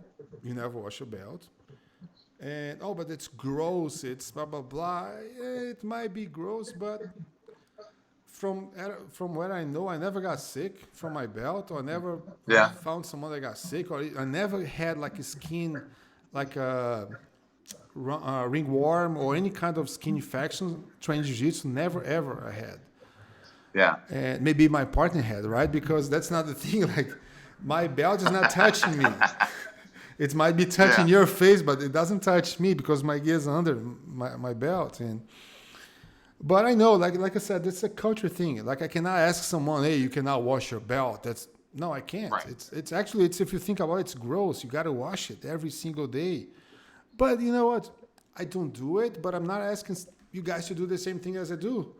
It's just like a culture thing. When I came to US, I know that I have to adapt, that I have to accept some things that you guys do, but it doesn't mean that I have to do it. It means that I have to respect. Whatever you do as a culture thing, I respect that. But don't expect me for me to do the same thing.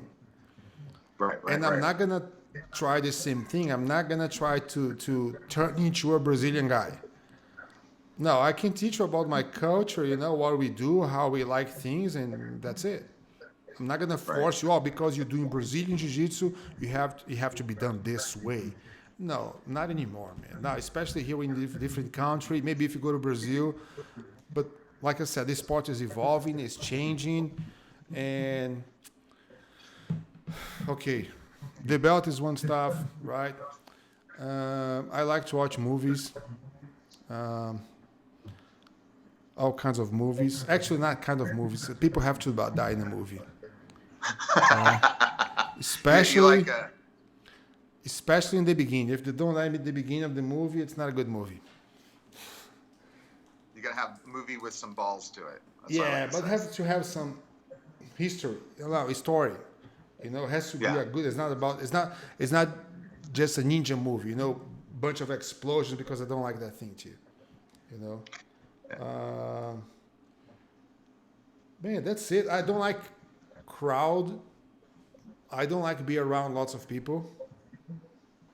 That makes sense? Yeah, that's not too unusual. Most of the time I do just because I have to. Yeah. Because I want to be normal.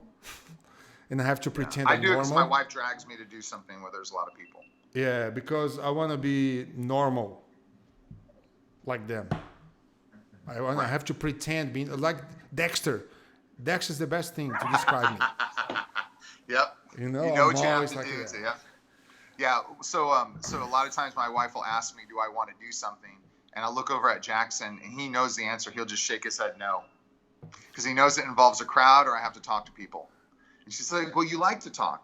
And I go, no, I like to talk with my people. I like to talk to like-minded people. I like to talk to my jiu-jitsu brothers and sisters. And the only thing I talk to my son about is about medicine, philosophy, chess, shooting, and jiu-jitsu. That's it. We can talk about those things. And I'm very narrow. I don't have a broad. So no, I don't want to go. She's like, do you want to go out with these people tonight for dinner? And I usually say no, but I'll do it because you want to do it. And I have to be a normal husband. Yep. It's like somebody invited me for a dinner. I said, I don't want to go, but let's go. Yeah. And we always say, okay, when you get there, let's just say we got sick, we got to leave. I always come up with excuse, man, I'm sorry, but I got to go. Yeah. So I'm the kind of guy. It's not because I'm not having fun. It's just who I am, especially if there's a lot of people. Because the way I think is I think I have to talk to everybody. Yep. And then if I'm talking to you, there's somebody else that I'm not talking to. And I feel bad for that. So if I can't give you attention to 50 people, I better leave. Because I'm not being nice. You know what I mean? I'm being I'm not being a good guy. That's how I get it. Last night for the 4th of July, we had our family and we went to some houses. And there's one of my neighbors that just said, hey, tonight there's fireworks, but you're probably going to go home in 5 minutes. See, they already know. Yeah. I did the same thing. Hey, Professor Carlon Finley, you know him, right? From Murfreesboro? Yes, Carl, yes. He said he doesn't like to wash his belt as well. Okay. Yeah, it's a culture, Well, my brown belt it says on my brown belt not to wash. It does? It says, do not wash. Your journey is full of blood, sweat, and tears. Yes, that's another thing. I was just talking to Khaled today, because back in the days, let's say I had a professor coming to visit, right, our school. When you line up, we would know who's on the mats every day. Right. We just look at their belts. We knew it. Oh, that guy trains every day. He must be tough, or he should be a good training. This one, not as much. He's just got his new belt, blah, blah, blah. And we lost that. I don't trust nobody anymore. Oh, you remember Jack, right? Jack from Gracie. He would wash his belt every day. Remember Jack from Gracie Barra Franklin, right? Yeah. Okay. He'd wash it every day. The day I promoted him brown belt one day, right? And next day he showed up with a destroyed brown belt. It was destroyed. Man, you're about to get your black belt. That's what it means. Oh, no, Professor, I washed and I dried very well, blah, blah, blah. Yeah. Okay, so Jack, buy 5 belts. Because that's cheating. That's not nice. It's, okay. But that's what it is. Yeah, I like Jack. He's a good guy. He's a piece of work. That's how you say it, right? Yeah. Yes, he is. Yeah, I miss him. I haven't seen him in a long time. Yeah. All right, my. Oh no, it's your turn to me. No, I just asked about the school honor thing. Oh no, you. Oh, you did. I'm sorry. Did I? Okay, so you're around a lot of professors, a lot of coaches, and you hear people say a lot. And the one thing that I admire about you, you don't always have to talk for the sake of talking. And I've noticed you listen a lot. Mm-hmm. You listen a lot to people, and I really like that because I have a hard time shutting up. So I really like that about you. With that being said, you must hear a lot of things you feel are pieces of bad advice. And what pieces of bad advice have you heard from other professors? Maybe just in conversation with students that you just kind of shake your head, but you don't necessarily say anything. A lot. But that's changing, okay? Mm-hmm. It had changed a lot. But I used to listen to, I always smash my students. I kill them all the time. But I don't train every day because some days I'm tired. But every time I train, I kill them all. I don't let them score one single point on me. I'm God. Right. They're not saying this way. I'm just saying what it sounds to me. Yes. What it sounds to me, sounds like I'm God. I never lose to nobody. Or bad advice. They tell me, hey man, why did you let the guy win? At our school, training with my students, some black belt would come to me, like some of them that you know already that came to visit us and you were there. He was saying, hey, why did you let him do that? And it kind of surprised me, the question. I said, well, what do you mean? No, man, you're too nice. You let him sweep you. That's not going to happen, man. You got to smash him. You gain no respect with that. And this is, okay, thank you. I'll try to do better next time, Professor. But there's some kind of device, like you said, it's just here. I listen, okay, thank you very much, but it's going to come here and get out of there, because I think I have my decision made, like things that I think it's good for me and for my training and for my students too, Right. And those are things that I think are bad advices, and but I think I got more good advices than bad advices. But that was one that really bothers me, and I don't hear that very often anymore. But I used to listen a lot. Like I remember, like in 2010, I heard from a black belt, because I was training the same thing, and I let somebody pass my guard like a blue belt, and he got pissed. Why did you let him pass your guard? Are you stupid? Blah blah blah.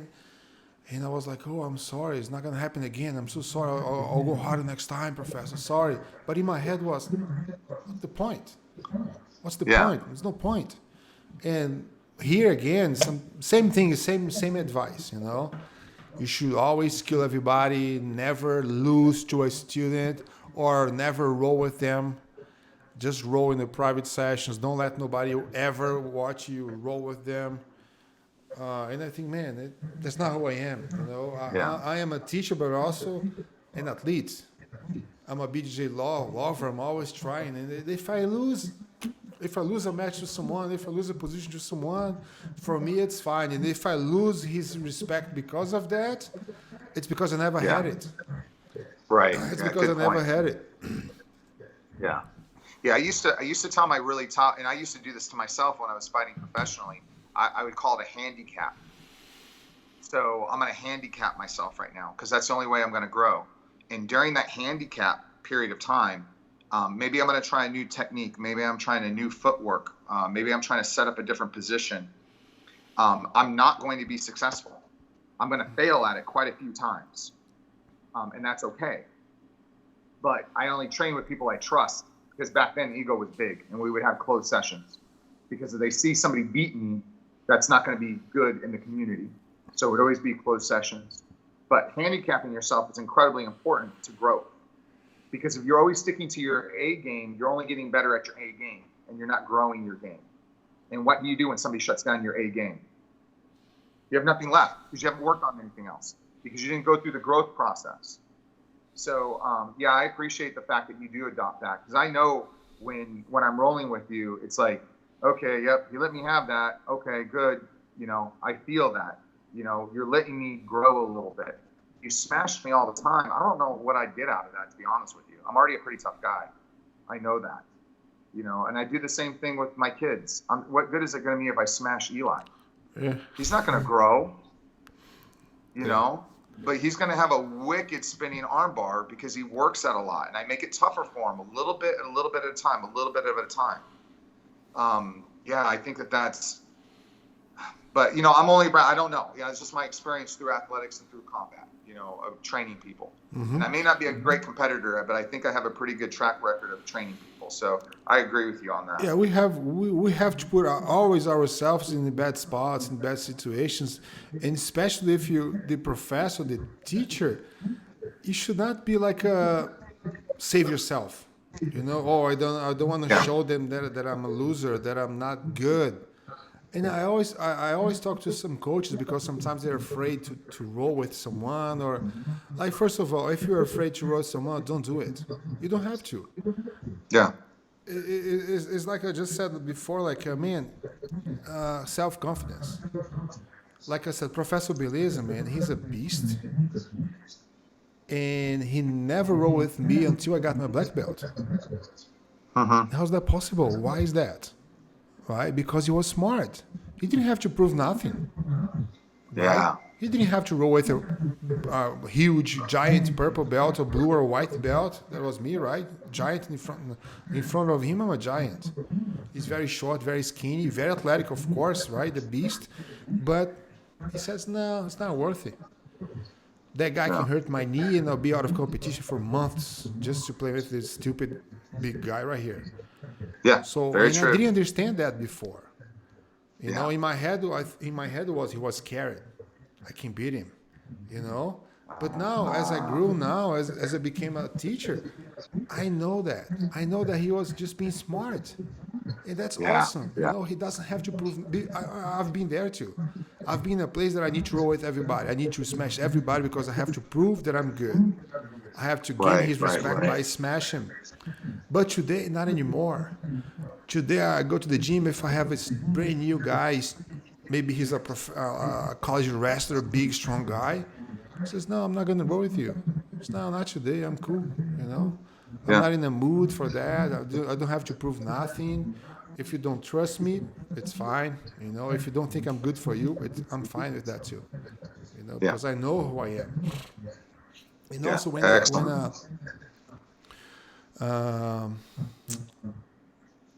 well, like I said, when I teach, sometimes you might see me teaching something wrong, right? Especially if I'm teaching a fundamentals class, you see something, mate, that's wrong.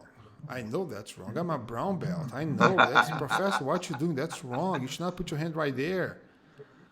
But what I'm doing is I know in my head what I'm doing, what I'm teaching, the steps and the process to get to the next level. And then sometimes I'd say, okay, guys, from now on, don't put your hand here anymore. You know? Yeah. I was just teaching the other day, somebody said, what if I grab right here, put the ankles? I'll sweep him. Yeah, but not today. Today we're not grabbing the ankles. Let's pretend you don't know that, okay? And let's move up. And also, like when I'm teaching fundamentals, I don't talk a lot, right? I show grab right here, push and pull, and let's do it. Because in their heads, you know, it's too much information already. For us, it's very simple. 2 grips, 1, 2, 3, 3. Three is too much. You know, it's like playing guitar, 2 hands over here, and singing, step your foot. Man, it's too much. So I bring you a guy. Every class that I teach, I show very simple, basic stuff. Grab right here, push, boom. Good job, guys. Let's do it. When they move up on the rank, then I can add more details. We talk more, you know. Oh, that's definitely my shortcoming. That I love to explain so much about the technique. People can walk out of class and not know a damn thing. Mm-hmm. So that's that. We're always growing as teachers. That's where I have to be able to teach differently to different levels. Yeah, because that's something you do very well. You do that very well, and people passion. We are so passionate about it. We want to share something that's very important. I want to share this. I have to say this. I can't go without saying this, how important this is. But you have to keep this for ourselves. And then what we should do is we teach the basic stuff, and then you walk to Jax and say, Jax, do this and do that. Add something else, you know? Or, you know, go to a senior most, and then you can share something else. Zeke is online right here. He's saying, hello, Professor, Dr. Joe. I'm enjoying the conversation. Great to see your faces. I miss you guys. I miss you too, man. Yeah. Okay, my question to you, Dr. Joe. Yes, sir. Zeke, if you have any questions, okay, just leave right here in the comments, okay? I have 2 questions left for you, Dr. Joe, okay? Okay. The first one is I want you to share with us the best moment that you had so far in your jiu-jitsu, at work, and at your family environment. 3 best moments. Good. Okay, so, oh man. Pick one. So jiu-jitsu,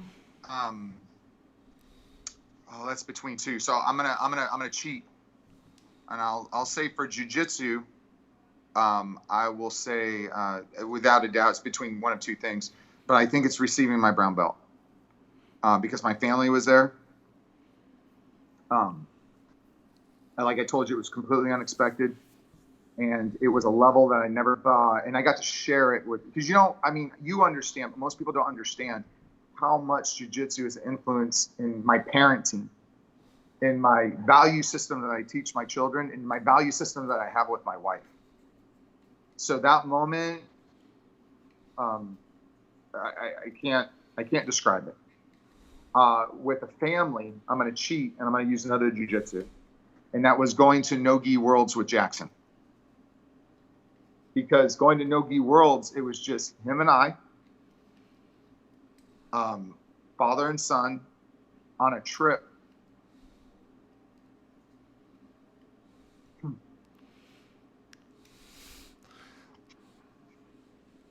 Man,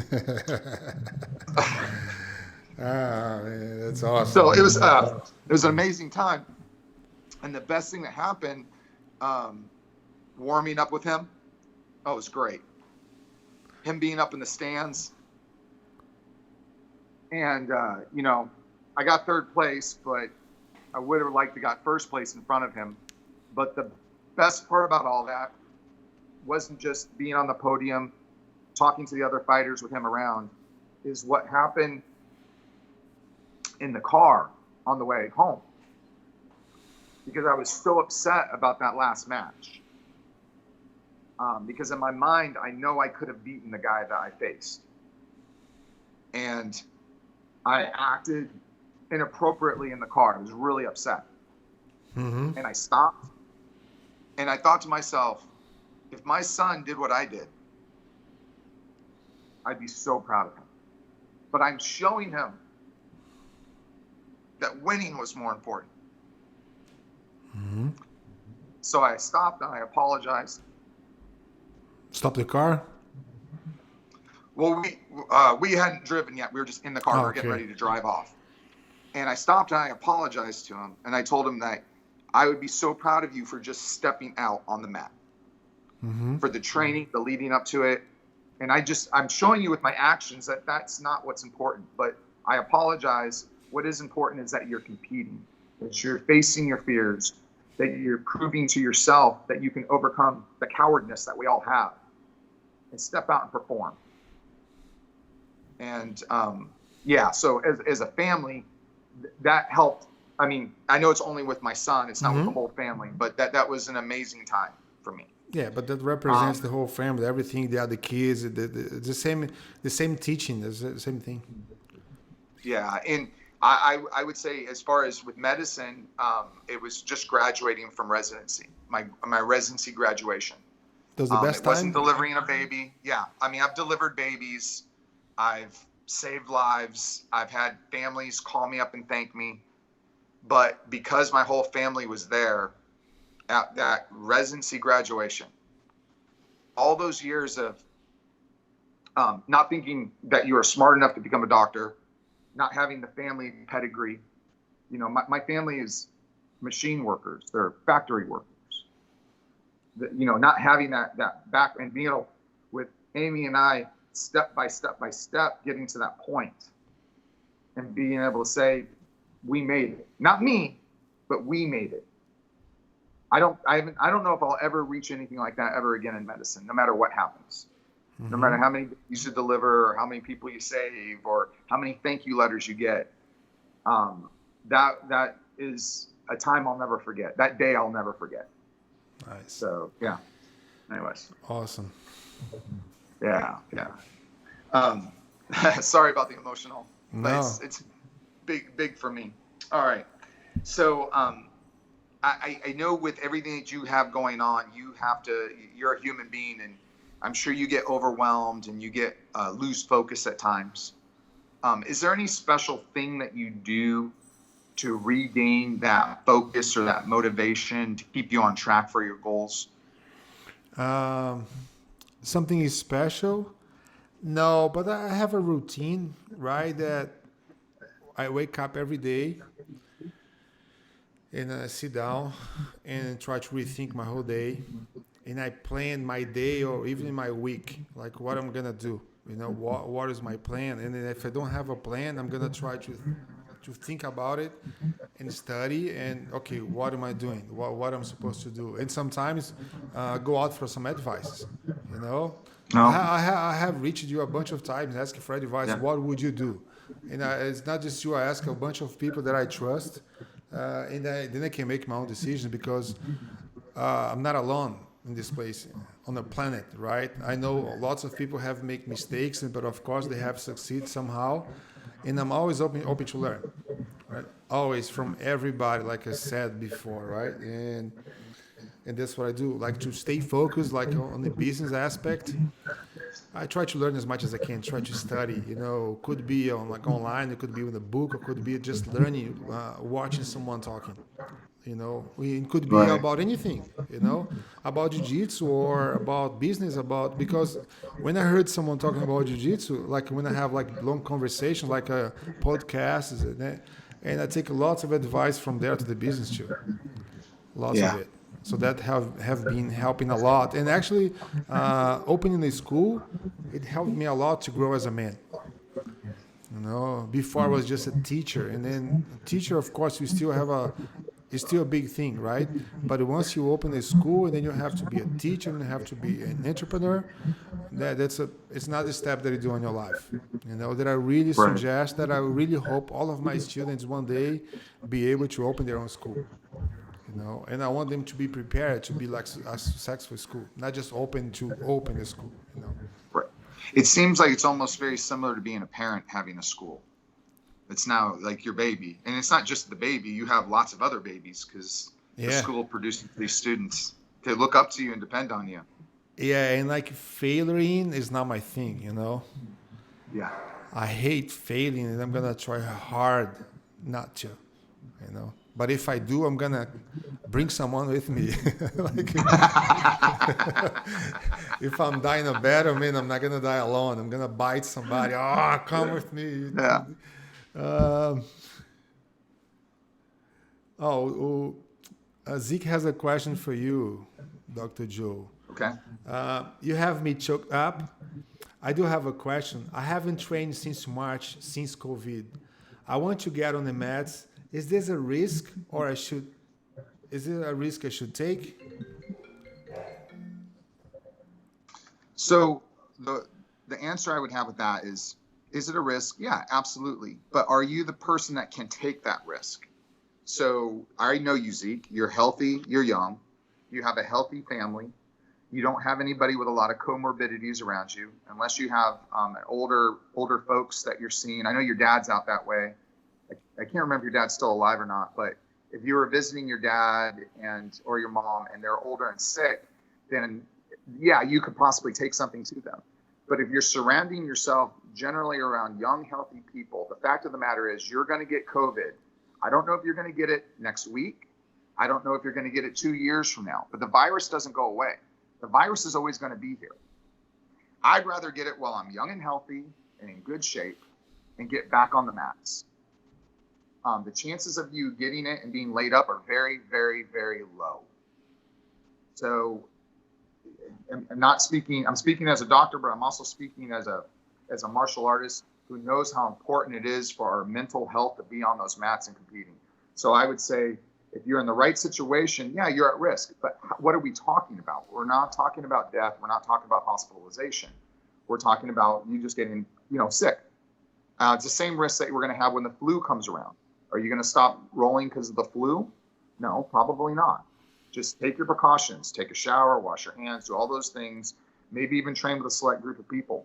But if you're not exposing other people who are at risk of life, then I think it's time to get back on the mat. And that's just my opinion. You're the best doctor ever. There's a lot of doctors who will hate me for saying that, but that's my opinion. Yeah. I always say if some doctor is telling you to stop doing something, man, just get another opinion, right? That's it. I don't know, 2 opinions, and I'm not saying that he's wrong, but Yeah. like especially if someone that doesn't know jiu-jitsu, Yeah.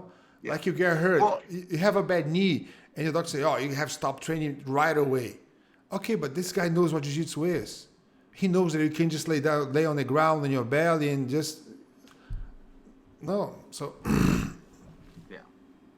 Yeah, so I think Zeke should start training again. Yeah, that's no more excuse. Okay, Zeke, let's go back to the mats. All right, so I think I have one more question for you. Do we still have time? Yeah, I have one more. Yes, you have one. I have one too, and that's it. Okay. And this is one that I think that the best Oh wait, I don't know if it's your turn or not, but I guess I'm asking anyways. Yeah, yours. I think the best coaches I've ever had in my life have one thing in common, and it's that they did another sport before doing the martial art. So, for instance, the most influential striking coach I ever had was a man named David Key, and he, to this day, still I use a very systematic approach when it comes to breaking down fighters that he taught me. The only reason he had that is because he was a football player beforehand. He was a quarterback, high level. He played at Georgia Tech. But he took a lot of the same principles that he learned from coaching and playing football and brought it to martial arts. I know that you were a high level basketball player before going into Brazilian Jiu-Jitsu. What particular things, whether it be work ethic or whether it be whatever it may be, did you take from basketball that makes you a successful competitor and coach now? I think like the teamwork. You always, no matter how good you are, you always work as a team. You could be the best player, but you can't play a game by yourself. You need help from 4 other players, and that helped me with jiu-jitsu. You know, to be good at jiu-jitsu, I need good partners. Yeah. And how can they become good? I can help them to become good, right? So I always had that team like mentality. I'm not alone. I cannot just be the champ at my school. I need to have like at least one more, my partner, my training partner. But if I can have as many as I can, that's gonna bring my level up. If my whole team gets better, I get better. I cannot be on top of the chain. You know, on the pyramid right here on my team, I cannot be the top. Because if I reach the top, there's nothing else to climb. I'd rather be in the middle. Because if I'm in the middle, I'm always going up. I'm always getting up. I'm always climbing. If I get on top, there's nothing else to climb. So I can't get any better if I be on top of the pyramid. So in playing basketball, the team aspect, that's something that helped me a lot when I went to Jiu-Jitsu. That's awesome. I knew it right away. This is a teamwork.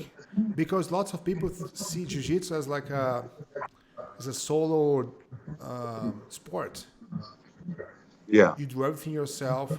You get a gold medal by yourself. That's it. That medal is yours. No, it's not, man. That medal belongs to everybody in your gym. That without them, we couldn't reach the gold medal. At all. Man, there is a beautiful scene on a jiu-jitsu scenario a few years ago that this black belt became a world champ. And as soon he left the podium, he walked to the crowd and he went to his first professor that helped him from zero to purple belt and gave him his gold medal. That's awesome. He said, "Professor, this is yours. I wish I could do more for you." Because he had to leave his school to a better team that his professor said, "Man, you should go there because there's going to be better for you." Like, unfortunately, our place, you can't grow anymore. It's like I said, you reach the top of the pyramid. And there is nowhere else to go to climb. So you need somebody to be smashing you all the time. And right now I'm glad that the professor did that. Yeah. Because some people, they're very selfish, No, you have to stay with me, and blah, blah, blah. But if I keep you inside this small circle right here, you're going nowhere. Right? And we as a parents, right? What we want? We want the best for our kids. The best. Right. It doesn't matter if he's going to be teaching jiu-jitsu, he's going to be to medical school, whatever. I wish the best for them. And the same I wish to all my students, man, I wish the best for them. If they think changing school is good for them, do it. Maybe it's not. Maybe they're making wrong decisions. But if that's what they're thinking, man, I'll support you. Go ahead and, and maybe fail and come back later, But... Yeah, or maybe in the future you're gonna realize what you did and you're gonna come back because I just like somebody last open mat came to me and said, "Hey, professor, I never said this, but I want to thank you." And I said, "Why? For being with me when I started, and really helped me, really motivate me. It was a big, big, big thing in my jiu-jitsu. Man, that means a lot. Yeah. You know, that means a lot. Okay. Oh, there's something else. The pressure as a competitor. Playing basketball with Okay. lots of people watching you, yelling at you. So when I went to the competition jiu-jitsu, I felt home. I didn't, Oh, yeah. because I bet there's a very big pressure, with somebody never had that pressure before. He never did sports. Oh, He doesn't know what it is like having like 50 people just watching you. So I don't care. yeah. I talk about that a lot in regards to, you have people that perform really well in the gym and they get to a competition and it's that mentally they break very quickly. And it's really hard. And I've had this conversation with Jackson because, there's limited competitions. So how do you get those reps in? How do you get more experience at people yelling at you? Well, for most people, it comes from playing other sports where it came on like a daily or a weekly basis. We don't compete enough to get exposed to that. Yes. That's just an unfortunate thing, and maybe that will change. I think that's the one benefit of even going to small local tournaments. But typically, the crowd noise isn't even what you would get at a basketball game. How many games a week are you playing? I mean, you become numb to it, and mentally you become very strong. Yeah, but also like I was an adult when I started training jiu-jitsu, right? That's different. So, but I came from basketball. So I had a game once that I had going to the Bridgestone Arena, crowded. And I was doing 3 seconds left. I had to shot 3 free throws, right? And I have everybody, you're going to die. If you do this, you die. Man, it's not like here. People here are nice, right? People can say, boo, clap with your hands. Now in Brazil, hey, you're dead. You shot, you died, I'm going to kill you. You have 2 misses. It's a lot of pressure. But I was an adult. Yeah. So with the kids these days, we don't have enough competition, but we do have some competitions. So maybe Jax, when he's like 40s, in stepping into competitions, it's not a big deal. I'm used to that. Right. Right. Absolutely. Oh, my turn, right?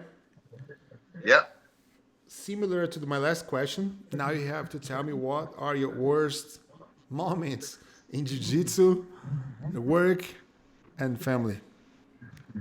Okay, so worst moment in jiu-jitsu, and a lot of these things, I would say, there's always something good that can come out of them. So, but as far as jiu-jitsu worst moments, let me think about that. Oh boy, there's so many. Oh my God, there's so many worst moments.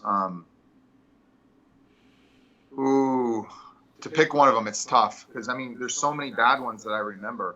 All of them I've changed my mind to make something good out of them. It could be,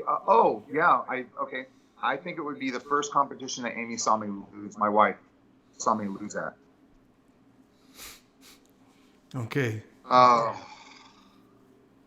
It was just... heartbroken. And she didn't care. She didn't give a damn. I don't even think she knew I lost. I know. But in your head was, she's going to leave me. Yeah, it was just like, I'm not a man. I'm not, this other guy beat me. She's going to leave me. And she, damn. But for me, it was like I should have won that. As for medicine, without a doubt, there's no doubt that my worst experience in medicine was one day. And of course, it's another very emotional thing to talk about, but I'll do my best to man up. I was a resident, and one of our nurses, their son was coming in, and the report was that the child had drowned. We didn't know any specifics. We just knew that the child was drowned. They had a breathing tube down, and they were doing CPR. How old was he? Well, it was reported that the child was 8 years old. Okay. 8 or 9 years old. Okay. That's what the report came in as. Young, yeah. So the child is about ready to arrive, so we're prepping everything. And anesthesia. Now you got to remember, this is when I was a resident, so that means I'm not board certified yet. I'm working to become board certified. So I'm a doctor, but I'm a doctor in training for my specialty. Mm-hmm. And when these things happen, and you have a bunch of people in the room, and you have the airway people, that means my responsibility is going to be for the airway of the child. Anesthesia shows up, and there was a very smart-ass resident that was an anesthesiology resident, and she says to me, "Oh, this is a pediatric case. Step back. Like, get out of my way. It's a pediatric case. I'm going to do the airway." I knew her boss. I was friends with her boss. And her boss was like, "Hey, chill out." And he said, "Dr. Spinell, it's your call." And I looked at him and I said, "You know what? I know this child's father. I work with him.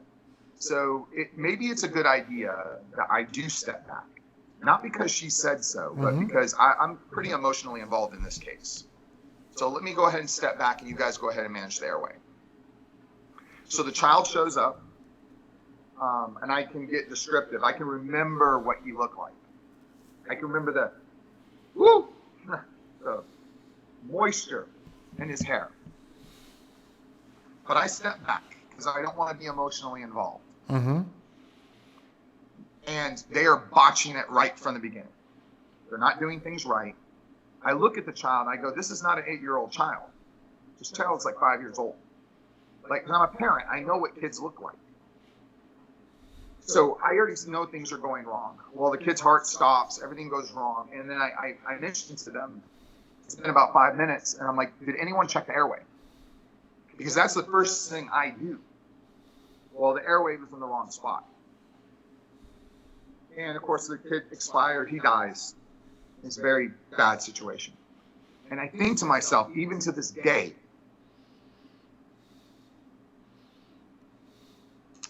if I would have been at the head, if I would have been there, if I didn't step back, would I have known? Would I have checked the airway? And I can tell you 100% I would have. Now, I don't know if the kid would have lived, but he would have had a much better chance if I was there. And I should never have stepped back. Gotcha. And so at that moment, I realized I have the skills. I know what I'm doing. And if I lose a child, I lose them because I didn't do something right. I will accept that. But I will never again back off. Dr. Joe, you Spider-Man. Yeah. It is. It's true, right? Yeah. And I bet that helped you a lot with that thing right there. It helped you to become a better doctor, a better person, because that's what I think right now. That's what I see. Yeah.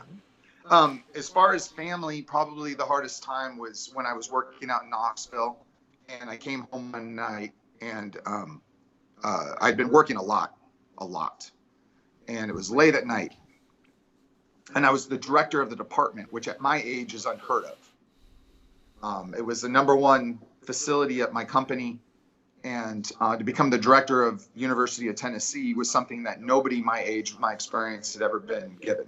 So I had a very quick, very nice trajectory to a wonderful career. Mm-hmm. But I mean, I was spending a lot of time at the hospital. I was doing a lot of hours, and I was learning a lot, and I was doing a lot of good.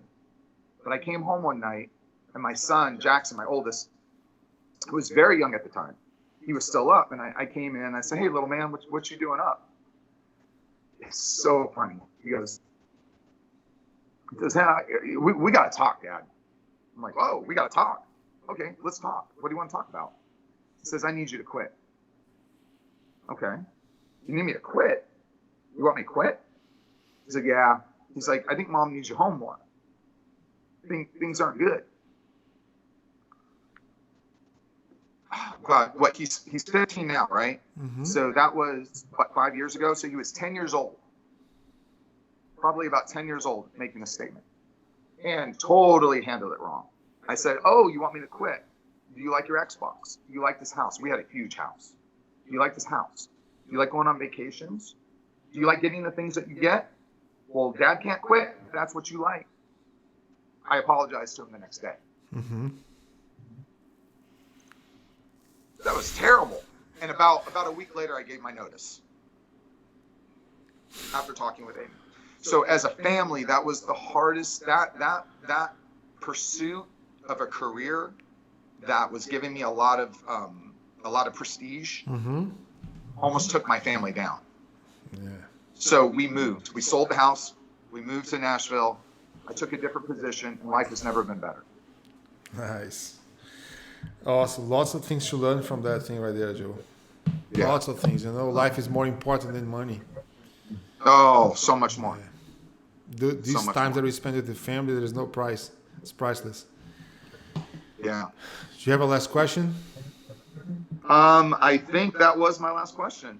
Let's see here. I got my list. Bad recommendations, unusual habits, basketball, your dream super fight, your influences, the white kimonos, your favorite failure, your gi, shooting, and overwhelmed or unfocused. I think that was all 10. Awesome. Joe, thank you very much. Thank you. It was awesome. It has been 2 hours and 18 minutes. Okay. I can't feel my butt anymore here. I have to stretch it out, right? Yeah, I just love to talk, so it's yeah, easy. That's good. That's great. So again, thank you very much, okay? Yeah, thank you. And hope to see you soon on the Mets. I'm going to post tomorrow night. We'll see you. Yeah, these videos also, I post on YouTube later so people can watch it, okay? And I'll send you the link. Awesome. Okay? Awesome. Thank you so much. Thank you. All right, Professor. Thank Bye, you. Spider-Man. Bye, guys.